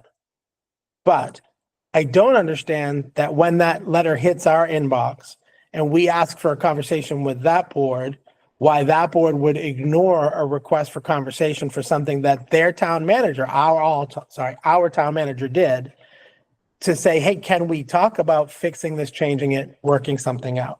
So the question is, why is this so hard to have a conversation between two duly elected public service boards in the same town who use the same facilities to meet and could very simply sit down and have a quick conversation and say, okay, we get it. Hey, maybe there's a new regulation. We have to write down every dime that we spend. Great. Let's document everything. But let's make the balance sheets match up and go, okay, well, we're going to charge you 100,000. You're going to charge us 100,000. Wishity washity, we're done. Right? That's a new word. You can use that one later. Wishity washity. I'm just frustrated because it seems like this is way more hard than it ever should have been to have a conversation between two boards in the same town. Yeah, and I'll add something else. To have the excuses, it's because they're a less senior, knowledgeable group of individuals. There are people in their employment that have a long history with this agreement. So there's no excuses. If people wanted to communicate with their employees, they would find out the lengthy history. The other part, before we got the letter, Mr. Leatherman and a number of employees from the district met with the town manager and explained our side of the history. So it's not for lack of knowledge. Can I ask a question? Go ahead, Tony. Terry, when you met with the town manager and made the discussion, was it a massive issue? Was it a deal breaker that was gonna end a years long relationship with the town? Were you guys enraged by this? No, but I did tell him it was gonna open up Pandora's box. He knows it too. I mean, he admitted that once we got into it and started talking about all the agreements, and we actually have a meeting November 21st to talk about 107. I know. Fields on one, yeah, you're gonna be, but so there, it's opened up Pandora's box. But nobody can even say how old this deal Oh, is, no. right? With any certainty. Nobody No. can say how long this deal's been in place. But that's Absolutely the not. point But of it's the at least, conversation. it's over 20 years, but that, I don't know how that's pertinent, but Pertinent because it probably. I'm not gonna argue with you, Tony. Tony. $40,000 to take the trash out back. I can make a comment as a school board. You need to be recognized to be, and we do this with anybody else, Tony. I understand, but it's a total one-sided argument you're having with that. Well, it wouldn't be if the select board responded, Tony. Go ahead, Joe. I do see where Tony's coming from. Yes, it didn't cost that much, but relative to What didn't cost much, Joe? taking out the trash, it didn't Oh, oh, cost oh. $1,000, 20,000, 20 years ago, but it also didn't cost, it was a lot cheaper for a lot of things 20 years ago. So, Yeah. I mean, relatively speaking, it's probably the same percentage as it is now compared to then. 30-year ago dollars are different than today dollars, We're probably using, both for costs and expenses. we're probably using a little bit less paper now since we have computers, so maybe less trash than we're doing now. I mean, and I see where you're coming from, Steve.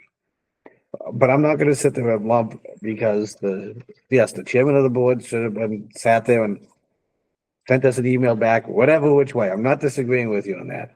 But I'm not gonna lump the rest of the select board in there saying that, I mean, even Tony just said, I didn't know she didn't send one. I'm not trying to lump them all together. For the record, I'm not lumping everybody, but it only takes her Sorry. It only takes her to respond. I understand that. So She has computer problems. How do you know, like, maybe there's a reason to just sit here and act like we were definitely ignored. That just doesn't seem like something would happen. So we send it, I don't know. we either, somebody's gotta show up at one of the meetings or we send it to the entire board and say, listen, we want Trust me, I'm to. gonna call tonight and say, hey, I know, I'm like, Right? Yeah, I mean, I'll say this, I guess anything's possible, but 3 weeks, 3 separate emails. I can't imagine she's had computer problems for that long. And it hasn't been addressed because I'm sure she uses her computer for Board of Selectmen duties all the time. again. Well, Okay. Go ahead, Cindy. I think we need to stay away from judgment and just deal with the facts that we have right now.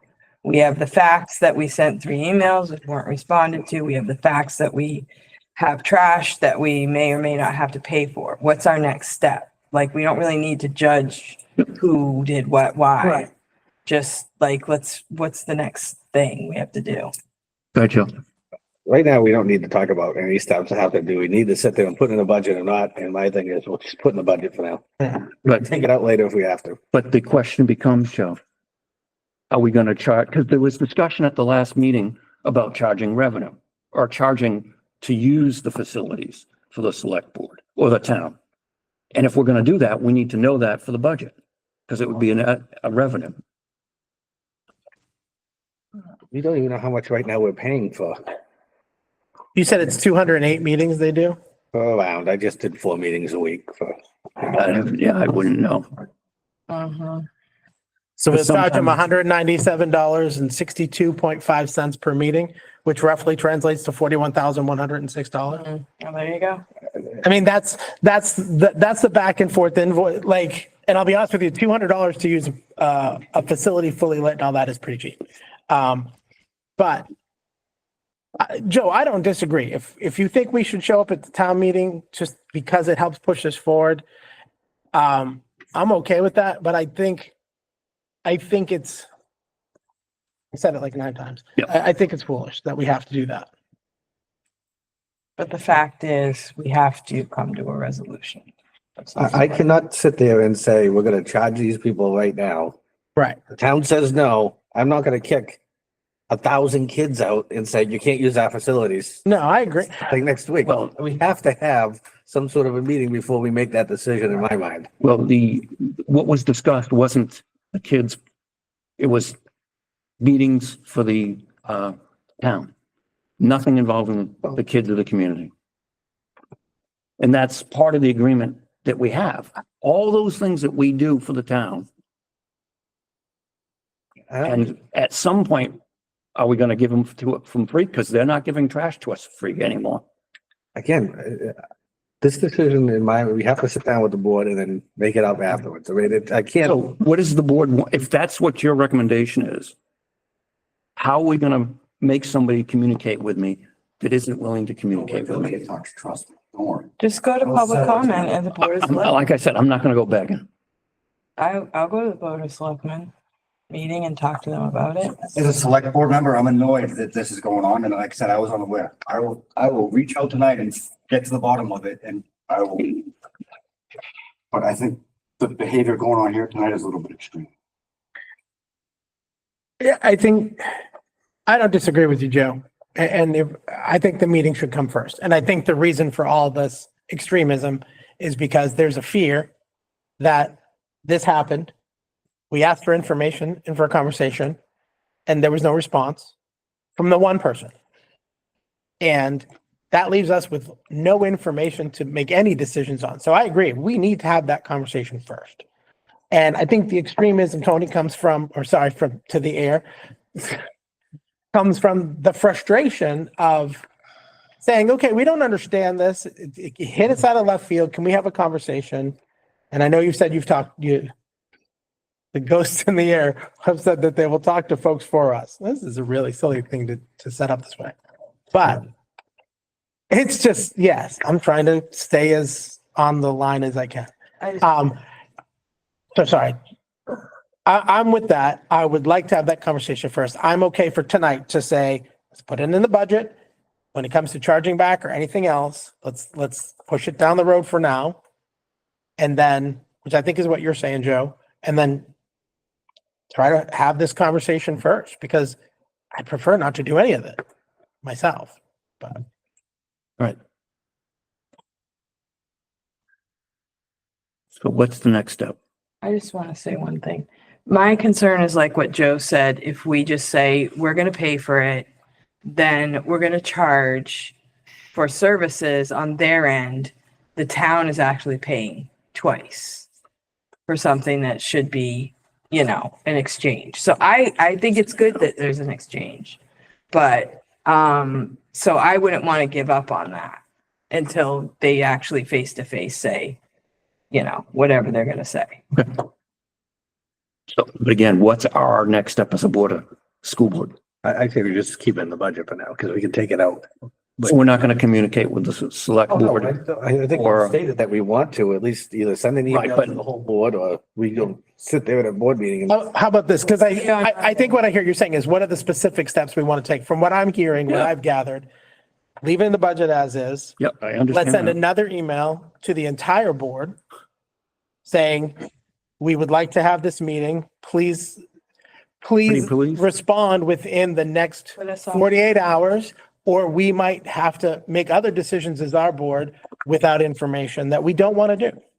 Because I agree with you, John. I don't think we can, because again, our costs have gone up. We need a way to offset that with revenue.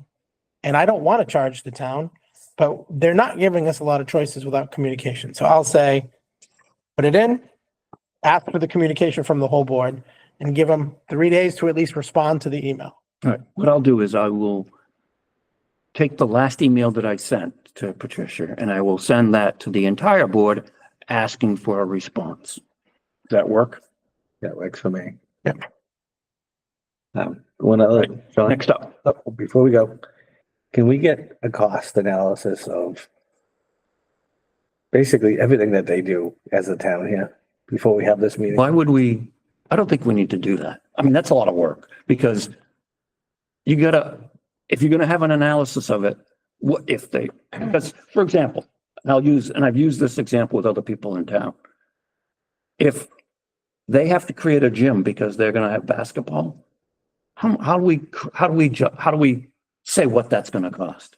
I'm not saying that, but we can sit there and say, this is how much, manpower slash, whatever, at least just in the manpower, we could sit there and say, this is how much we give you every year, just in manpower, never mind the meeting space itself. Well, Again, I just, the space, it's the man, manpower's cheap. It's the space, So can we get a list of, $20 an hour. if you don't want to do it as a dollar number, can we get a, because I assume 208 is pretty close to the number of meetings, right? But I know there's other stuff. Can we get some information that's like, here's just a list of events that are done here at the school that the town uses, the town board uses our facilities to do these things.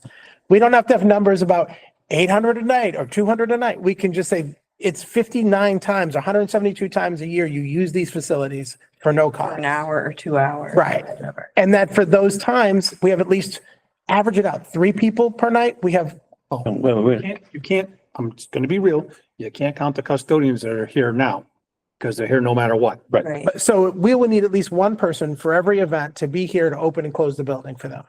If they were to rent the building, if we were going to go down the road, John's suggesting, and rent, suggest that. okay. If we had The to go, board had a conversation about that. if we were to go down the road of I'll charge. tit for tat, Facility, yeah. and we're going to charge them to use this room for meetings. That means we have to have somebody who comes in specifically to turn these lights on, make sure it's here, put everything out. That's not something that's being charged for now. So if you say it's 152 meetings, there's at least one person here 152 times. Like, I don't think we need a dollar penny analysis of it, but just to kind of show there's a lot of value in the buildings, whether they have to build a new one or just rent the ones we have, which would be foolish, but at least to show this is the value we provide. And that's why, I want to be clear, it's just the town side, not the rec side. just town. Right now, I don't think we need to get to rec. for my question, for my purposes, I am only interested in the town, because right now it's the town manager who's, Part of the town. Yeah, that's what I was thinking. oh, The rec's part of the town. well, then add rec back in. Well, no, that's a hill you don't want to. Again, It's just an a- endless list. But again, my recommendation at the last meeting was exclusively, when they take the trash away, we take away their night meeting time or any meeting time. Any board that is affiliated with the town, they wouldn't be allowed to use our facilities because we're no longer getting that exchange, as I said before. So I hear what you're that's why saying, you John. limit it. But then if you do this list, this is a time consuming for the administration to do. I just want a list of events. If it's 172 games, I don't care where they are. I don't care what they do. I don't care who's there. But if we could say you have rec that's got 800 events a year and you have 500 meetings, whatever it is, it doesn't have to be detailed. It just has to be a sum total of this is the total value of the time spent on school property for these groups. Which we do. And if it's, I don't want a breakdown of which field or how much or lights. I think if we start with super high level numbers and go, it's like 1,200 events a year. That's a lot to then say, do we really want to battle this out? The other part I'll say is, and I understand and I hear your frustration. I really do. I think for me, I'm 4 to 7 steps away from saying we're going to cut them off at the knees just because they took away our trash. I would like to see a lot more information, a lot more conversation before, oh, they took trash, we're taking meetings. Right. I don't think it has to be that sort of knee jerk.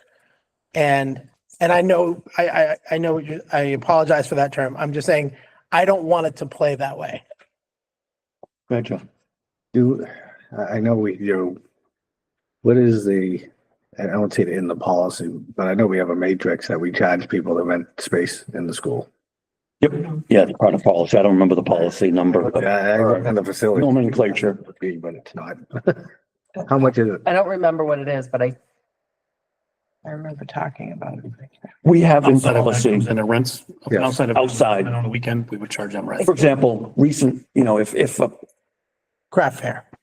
There was just a craft fair at the high well, school. that's part of, that would be free because it's part of rec, Oh, that's part of, oh. I believe.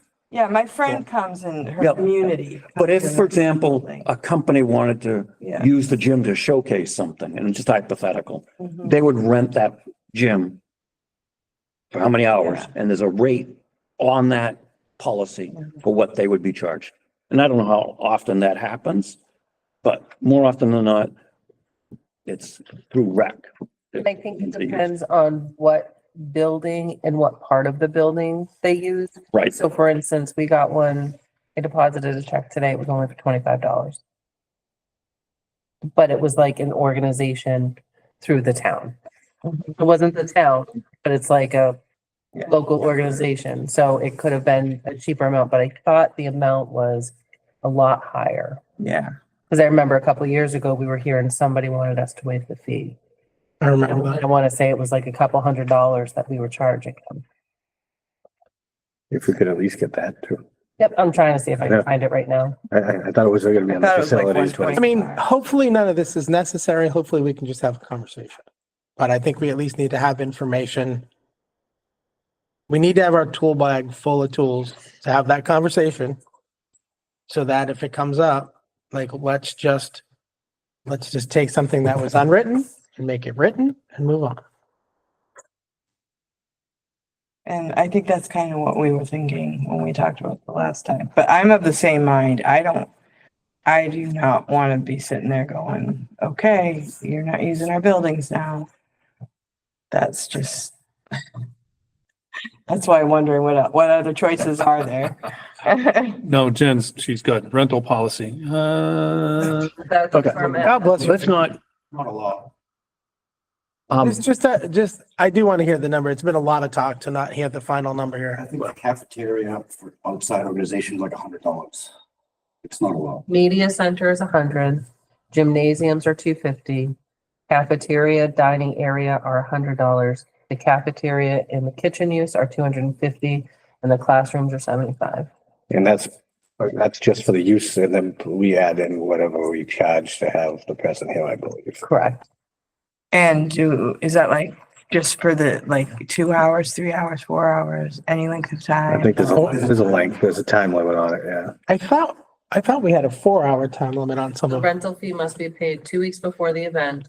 Custodial and food service worker fees are $30 per hour with the addition of a half hour before the event and a half an hour after the event. The fee is due 1 week before the event.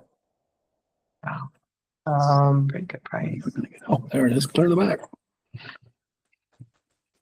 And they're responsible for setting up and cleaning the area. And they have to provide copies of liability insurance. It's pretty difficult. So I mean, All right, yeah. moving on. So That, I'm just, just in fairness, Tony just walked out, so I don't want to go too far without him. 'Cause I know this, that's his choice. I can't, I want to get home tonight, well, same. so. I just don't want to, I'm making some big assumptions on where that phone call is headed. All right. Okay, so number 2, Marjorie's finished researching the EI lease and the proper lines. John, do you want to read the lines or we're good? Oh shit, what page are we on? Are we still on page 1? Page 3 of his, Okay, sorry, thank you. budget presentation. I'll take it. Want me to read the actual lines or? Page Where 3. are you specifically? I'm on safeties and facilities, number 2. I'm fine without. Okay. And then number 3, we need to add lines specifically, high school electricity, community electricity, high school oil and community oil. I do have questions on these. We no longer have, once the biomass boiler's up and running this spring, we no longer need oil. Why do we need to have an oil line at the high school? I'm just a little nervous about it. Just in case they don't get it out of the ground in time. Was Right. In CYA. case any unforeseen events happen. I can take $1 out, It's just $1. but I just kind of wanted the line open just in case. Go ahead. I'm good. If a dollar be safe, better be safe than a solid. I mean, it's not like That's what I'm worried about. $1,000. Go ahead. Elementary school, verify staff listing with Amy and Jody. Marjorie adjusted. We do have a duplicate. The pond teacher was in the LRES teacher budget as well as the ES special education teacher is a vacant, as well as the ES special education teacher is a vacant position because of movement. This person and all the benefits will be moved from the LRES teacher budget to the ES special teachers, education teacher, and the vacant position will be removed. All of this will be broken out on the line of the changes of the tab of the budget. So there's a duplicate there. So we have one, we found out one, right? We found that one. One vacant. So before you go on. So the pond teacher is no longer in that K through 3 general line. Correct. They're in a different line. Why do we keep the leaps and bounds in that when that's a special education and it's not K through 3? K through 3 has always been, as it says, K through 3, not a leaps and bounds teacher. And it misrepresents what that line is.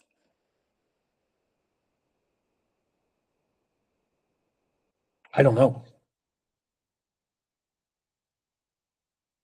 I don't know. I just follow the teachers, whatever the programs are, leaps and bounds, pond. I have no idea what that is. No, I'm not an educator. No, I'm You know what I mean? Right. So I sit there and I do so much work trying to verify the list with everybody at the schools. Terry even looked at my list this year because I was having such a tough time with it and he verified everybody. So then we went and we verified everybody. Why that one vacant position was missed, I have no idea. The difference between leaps and bounds, ponds, I have no idea what those programs are. Right. So So to my me, question I is, budgeted for them where they have been previously. Why that one vacant position for the pond is moved to the other one, I don't know. it is a special education position, right, Terry? Leaps and bounds? It is. Okay, can we put it in a special education line, please, so that it's I can move it to the other. budgeted, Yep. the housekeeping part of things? So when people ask what's, how, we'll get a full true cost of general education K through 3 and then special education costs. You got that one? I got them all. All right, Nothing Amy, to more. provide cost of the elementary school media software. Mystery Science currently $1,999 projected increase of 10%. So 25-26 would be 2198. Brain, that should be Brain Pop. Current's 4,095, 8% increase. So for 25-26, it'll be 4467. Pebble Go, it's currently 1999, an increase of 10%. So the 25-26 price would be 2198. Raymond High School create a new line for after-school activities. This has been added and has been on the changes that you have in your budget tab. Pete to provide information on the Saturday detention. He'll have that for the January Q2 report when it comes out. Jumpstart, We're trying to justify it in the budget and we can't justify it.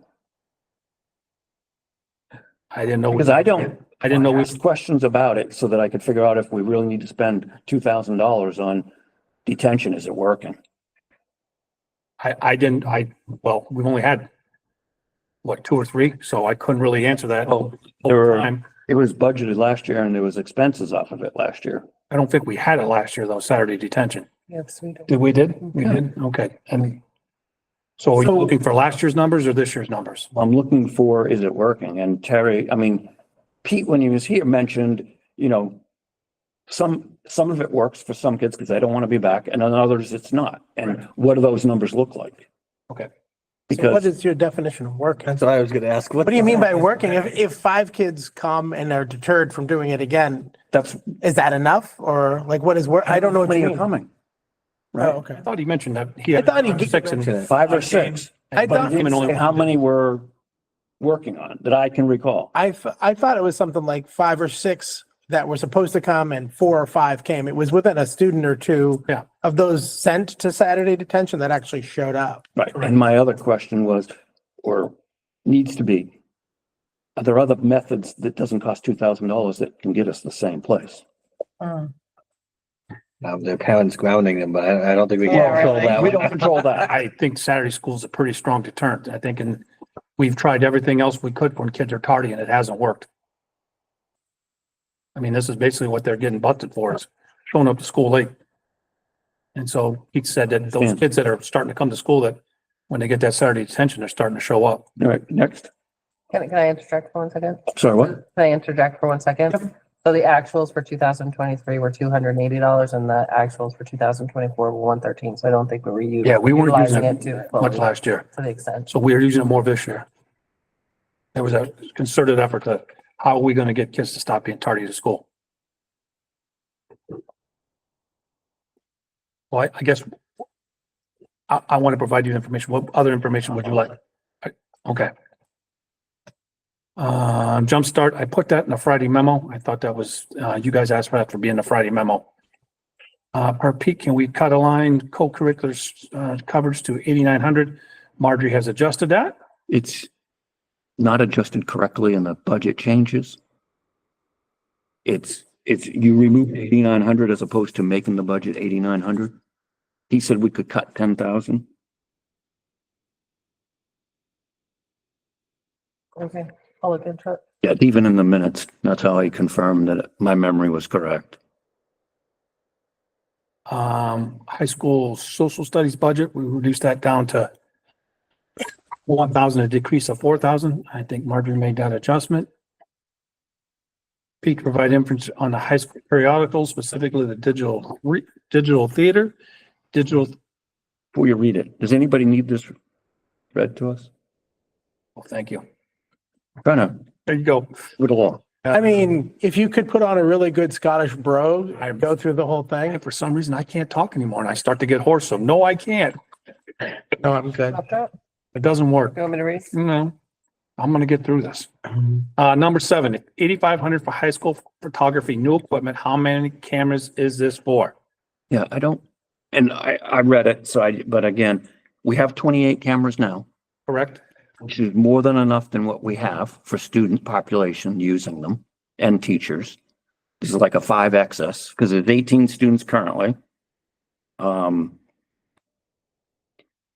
3 ELOs, so that's 21, and then 2 teachers is 23. We have 5 more than we need, and we're asking to buy not only more, but significantly more expensive cameras. And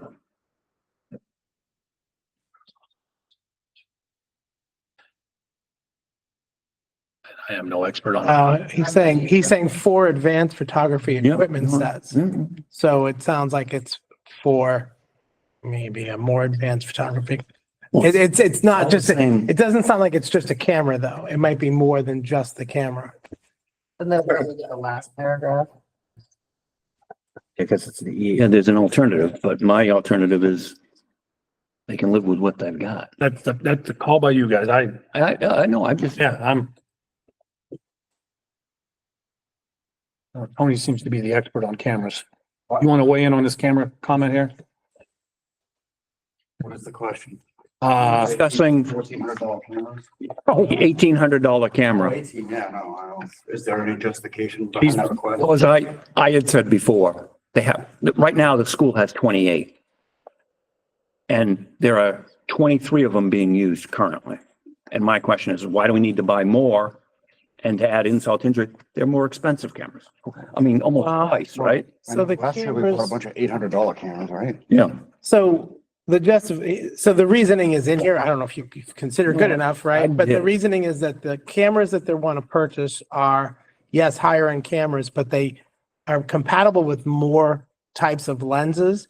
And in the future, we could replace lenses without having to buy new camera bodies as well. So it is a full set of lenses. It's the body plus a lens kit. It's a lot of money. I don't know if we need 4 of them, but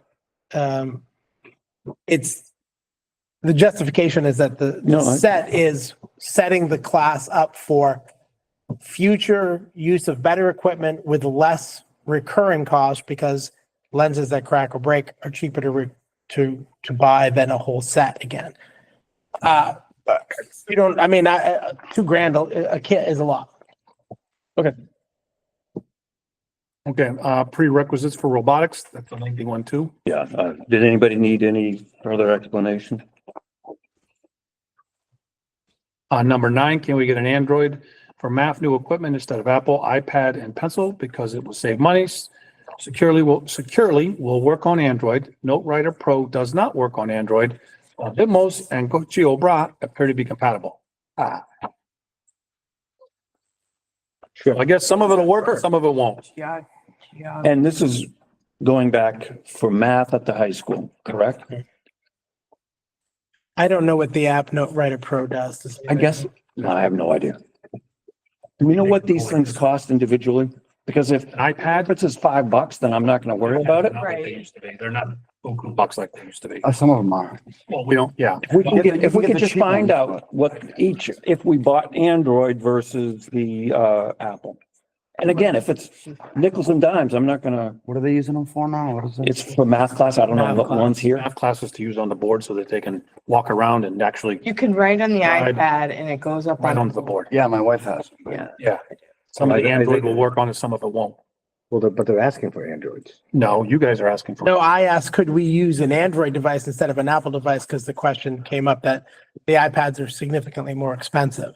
Or that was the idea. We thought they might We be. thought, yeah, So let's get the, if if we could, thank you. And then, is there anything else out there? If there's if there's a significant cost difference between Android and, do we have to use the NoteWrite Pro, or can it be something else that would work on an Android? Well, Android is more compatible with different things now. Yeah, Is that but- still an Well, I issue mean- with Apple products, the compatibility or? Yeah, the operating system was written by Google, so it's going to work with. the Proprietary. programs and- I don't know. Anyway, Got it. but Pete to provide a copy of the uniform cycle, that's there. There's 3 tabs on the bottom. so I guess the question becomes, like I asked before, does the administration feel there's enough? And I know you need to do follow-up, but just make sure that the high school and middle school are comfortable where they're at. Yeah. To replenish what they need, right? Office printing, $1,000 for ordering mailing envelopes, custom posters for classrooms in the school building, custom signature date stamps and replace ink pads and business cards. 111. Student services. Number 1. Marjorie indicated the salary for the ES special education age needed to be adjusted by $28,187. So we need to provide the number of students riding the bus, that's 43. Can I stop you real quick? Yep. and maybe it's implied in the way it's worded, is that adjusted up or adjusted down? I told you it needed to be increased and up according to the spreadsheet. Okay, yeah, sorry. Nope. There was a lot of conversation between those two things. Sorry. Number of kids riding the bus, 43. Communication line, this is a portion of the Comcast bill that's expected to increase. Hotspots and for iPad apps, some of these can be expensive, $200. Specialized instruction, sometimes we have to tutor kids on site. And so we have to get a hotspot so the kid can access the Google Chromebook and stuff like that. Is there an alternative to the PIF scanner? Google allows you to take a photograph of the document and upload it as a PDFs to the Google Drive. It saves original documents as well as scanned dockets. The PIF scanner needs the software to be able to use it. However, you have to physically take a picture of every one of those documents, a Google Doc, to turn it into a PDF and then to do it. So it's it's a little more time consuming. So there's no regular scanner that can do that? Again, I'm not 100% sure. I just know that everything's got to be scanned, uploaded. And then there was some concerns about Google security. These are very sensitive documents, even Yeah, because I'm not going to say what are the odds, because Lord help, I mean, all it takes is one hacker and then everybody's social security number and everything's out there. yeah, no, my question, because I don't remember talking about using the pictures because that would be more difficult than using the PIF scanner, I think. I was asking, could we use a different kind of scanner? Because it seemed that the issues were we had one scanner that could do this specialized PIF scanner. And they don't have a bucket feeder apparently. So you're doing hundreds of documents, one page at a time. No, they got a bucket feeder on there. It's got, I mean, yeah, it goes. Okay. Go ahead, Joe. I don't know how fast the PIF scanner goes, but I know like the copy machines usually have scanning capability as well, and they can. They fly. Those ones might not go as fast as the ones I have at work, but the No, one I have at work can do 100 pages in 5 minutes. Ultimately, it's the issue is the secure space in the cloud, whether we like it or not. And ensuring that we, feel comfortable with Google. And so there's a lot of options. Google's just one. I understand. Is one. I know. So I'm wondering if we can get 5 people on 5 different machines, scanning them somewhere, right? The question isn't that we can't get people scanning them. You're saying the issue is we need a secure place to put them. And right now PIF is the secure place It's to also store. about scanning. I don't know if you walked down in the basement and I've never been to our basement. It sounds really but scary. it's going to take time to locate and make sure that you went from 1978 to 1979 to 1980, and then make sure that you've gone through A, B, C, D, E, F. You know what I'm saying? The alphabetical part, and where's this file? It's so. Yeah, it's chasing it So down. it's not just, 5 people, because when 5 people have a different system to going down there and trying to get stuff organized, first we got to get it organized and get it upstairs and then start to scan it. It's years and years and years of stuff. And they've changed the law, so now that we have to hold on to them longer. They used to be, once they reached a certain age, we place an ad in the paper and we release it. That's not the case anymore. Like, I think we have to hold these records now. If they had an IEP until they're in their 60. 60s. Yeah. Now, okay. So now we already don't have the space, and now we're having to hold on to these records longer. And as what you're saying about the 5, having 5 people just go down and scan the stuff, it's got to be people that are familiar with the process. And these are very highly confidential records that have to be scanned. Yeah, so again, sometimes I speak too generally. My thought was we were focused on PIF because there was one scanner and we wanted to hire a person to just stand at the one scanner and do the job. I get that there's a lot more.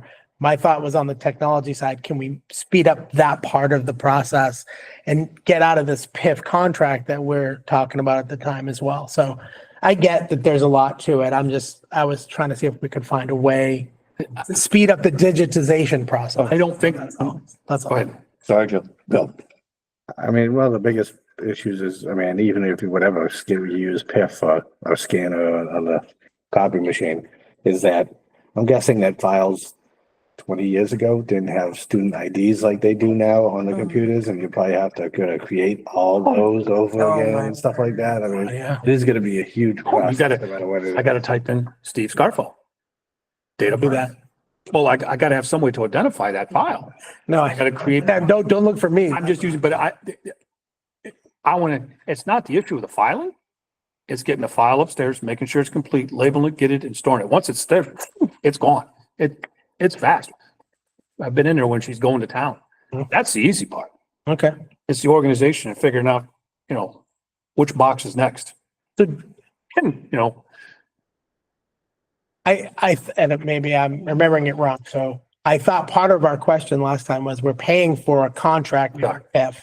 And do we want to continue to pay to contract with PIF if we don't truly? we can't get. There was a that bunch of other stuff. for years, Okay. 2 or 3 years. That's the issue too. Two more. Into well before me. And so, So we need a plan for 2 years from now yeah, when we can get out of that contract, Yep. what we're going to do with our documents. something cheaper, simpler. Well, I don't know, simpler, but cheaper. Yeah.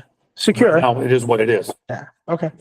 So we can't do anything this year with that. That's because we started with cost. That's why I was. Yep. Nice catch. Good with the PIF? I'm piffy with pet. Not really. I know. Sounds very good. Sounds like a big, Well, huge problem. I shouldn't say this. I often Go ahead. run too, No, where we, you know, we got on the minutes right away. You know what I'm saying? I immediately went downstairs, I went through them, and we're basically done with all the unsent minutes from years and years and years ago. And we set a program up. I often question how everybody else is expedient as we are when there's this mandate, we get it done. We jump in with both feet and go. Maybe sometimes we need to slow down and let somebody else try to figure it out. Not be the first person. figuring it out. Yeah, let somebody else figure it out. And then, because it's a wonderful thing when I jump online and say, hey, have you guys ever done this? And I get 10 people who've already done it. And I'm like, oh, that's what we can do here. Yeah. You know what I'm saying? So I often question, can we? Slow down. The rule says, but can we Yeah. slow down a little bit, see what else, somebody else? Because I know the whole state's not doing this right now. You know? Uh-huh. And we're not a huge school, like. No, but we. School's bigger when the than law us. changes, we gotta go. Yeah. You know, we get very nervous that we're gonna get locked up. I'm like, I haven't seen anybody go to jail yet you might get yelled at, but if you have a plan to fix it, they're gonna let you fix it. Next up. All right. What is the percentage of students with IEPs and 504s for student years 21, 22, 22, 23, 23, 24? Currently, we are at 30% in 21, 22 totals unknown. 504s are unknown and IEPs with 23% of the IEPs. What is it? Percentage? That's 22 is 30% total, 21% IEPs, 9 with 504s. 23, 24, we have 28% of the students identified, 20% with IEPs, 8% with 504s, and 24, 25, we're again, it's still at 30%, and 21% have IEPs and 9% have 504s. What type of material is the canopy made out of? Our shade structures provide an open field that cools the air by as much as 25 degrees and blocks out 97% of harmful UV rays. Materials: COM 95 shade fabric and cold form structural quality carbon steel. I think somebody must have cut and pasted that from the. Wow. And that's for the, That's for the pre-K canopy out there. okay, thank you. Marjorie had mentioned about breaking substitute lines throughout the budget for better tracking. This has been done, and the lines are broken out on the changes tabs on the budget that you were handed. And that is all our questions answered. And I'm sure we'll have a few more to answer now. I've already added. I was hoping you were reading off of the minutes and not the document itself. Right. I don't know how to handle. I guess the easiest thing to do is, do people have any further questions that they would like to have, either clarified or new, whatever? I'm not speaking English, but I think you guys get what I'm trying to say.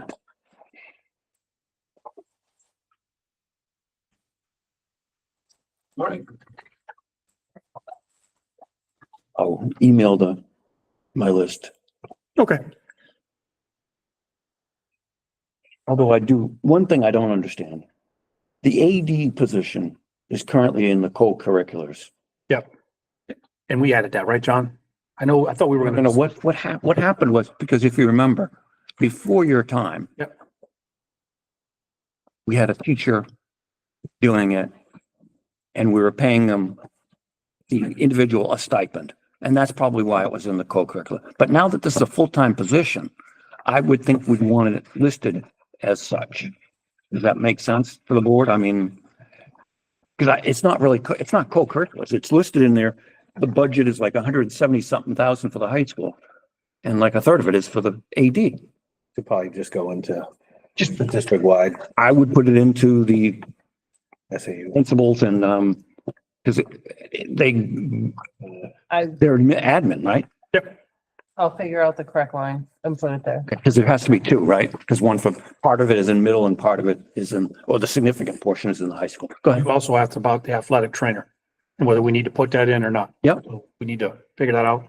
On my list. It's on your list. Oh, you can tell us what you want to do. Well, I think the board wants to. Currently, What I want to do, athletic, yes, if we get it, I think it's foolish to cut it after getting it for a year. right now, the budget that's been presented to us doesn't have the athletic trainer in it because it wasn't. Well, anyways, it doesn't matter why. So the question becomes, do we want it in there? If we want to answer that tonight, we can, or we can answer it next Wednesday night. Yes, I would want it in there. I would want it in there too. So, But we need one more. anybody object? No. Okay. There's your answer. So if we could just get yep. So anybody else on budget related for the 25-26? If not, I'll move on. Next up, new revised policy, first reading. Policy GBCD, background investigation and criminal background checks. Again, this is a complete revision using the New Hampshire School Board Association sample policy. Questions, comments about GBCD? Next up, GBCD-R, School Employee Background Investigation Technical Advisory. This is again, this one and the next one, just removing because we decided to do that. And the New Hampshire School Board Association recommended that we at least take some action on these things to remove them.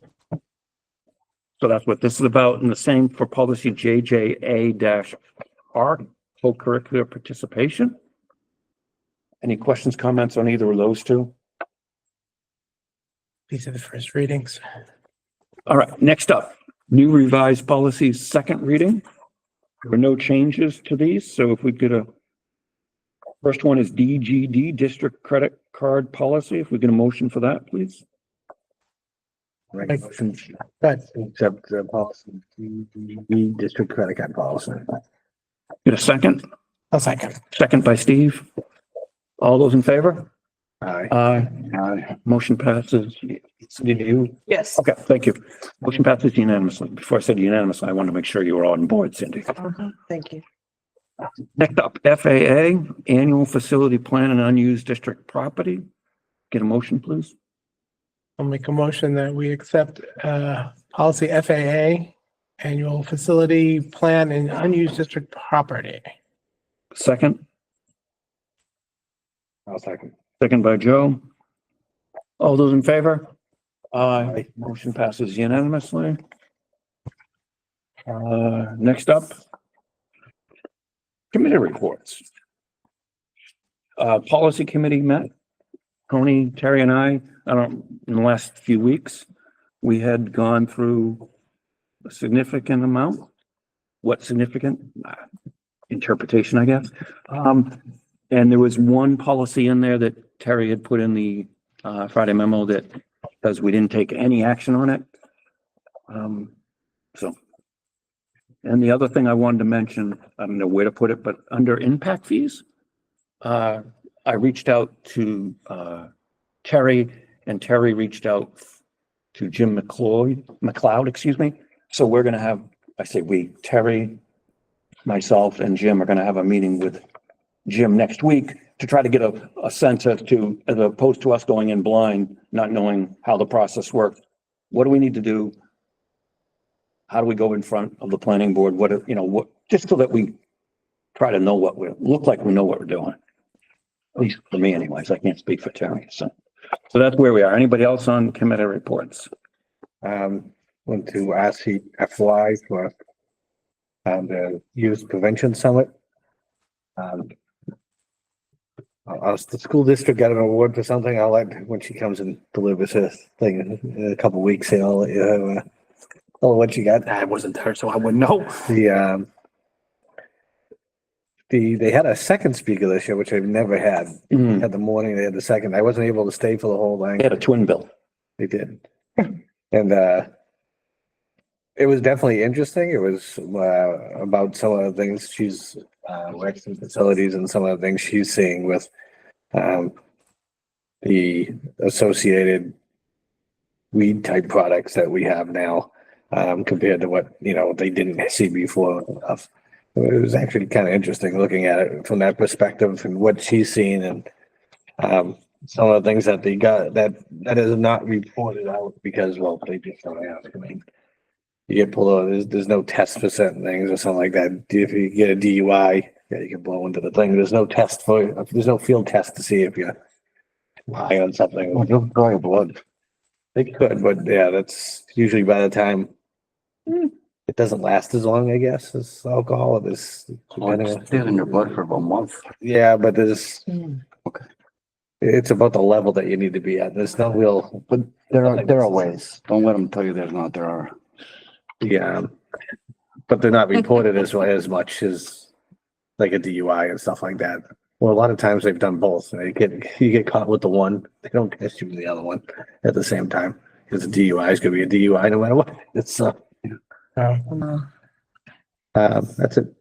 Anybody else for committee? To Go ahead. go with that, I know they put a video. I did not get to watch the whole thing, but I did notice they had a video.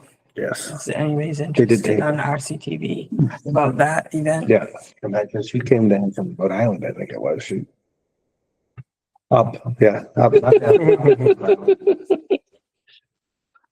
All right, superintendent's report? Yeah, we had a workshop on Tuesday. All staff were trained in de-escalation training. A large number of staff had a 2-hour suicide training. Our middle school soccer team lost a heartbreaker on the championship on Friday. Oh, they were, that close. They were undefeated. But their first loss was in the championship, and the high school girls soccer team won 2 tournament games before losing a heartbreaker on Monday, 1-0 to St. Thomas. That soccer team is definitely on the rise because there's not a single senior on that team. It's all juniors, sophomores, and freshmen. So And they won MUI. Todd's going to have a lot of pressure on him next year. The heat will be turned up. And what's that? They won MUI. Really? Yeah. Outstanding. And big football game on Saturday here. We're hosting on the 107. The game's at 1. The football team right now is undefeated, and we are the number 1 seed. I'm glad they had a little bit of a tough game on Saturday. I want to say the score was 20-12 when we've been scoring 40 or 50 points. So I do like my thought process. It's good to get a little wake-up call. And that was a wake-up call for them. So they're going to be geared up for playoffs. Not going to take anything for granted. So that's what I got. I'll add something then. Leah Unger, a cross-country runner for the Raymond varsity, came in 11th in the Division 3 meet held on the end of October, which is the highest finish that I could find of any Raymond runner, Harrier, whether boy or girl, in over 25 years. Wow. And so she ran she's a freshman, and she ran in the meet of champions the following week, which is, I won't try to explain how they determine who gets in it, but she came in 42nd out of that. So that's competing against all divisions. The teams that have, I don't know if it's the top 3 or 4 teams get in automatically. And then I think, Division 3, I think the top 25 runners get in each. So there's a significant amount in the field. And it's juniors, seniors, sophomores. Wow. A big field. So unprecedented for Raymond cross country. Nice. Congratulations. That's awesome. Next up, manifest. Payables tonight, $1,04,361.17. Payroll, $530,312.90. For a grand total of $1,534,674.07. Thank you. Thanks, Marjorie. Next up, Approval of minutes, October 22nd, 2024. Get a motion? I'll make a motion to accept the minutes for October 22nd, 2024. Second, please. Second. Second by Cindy. All those in favor? Aye. Motion passes unanimously.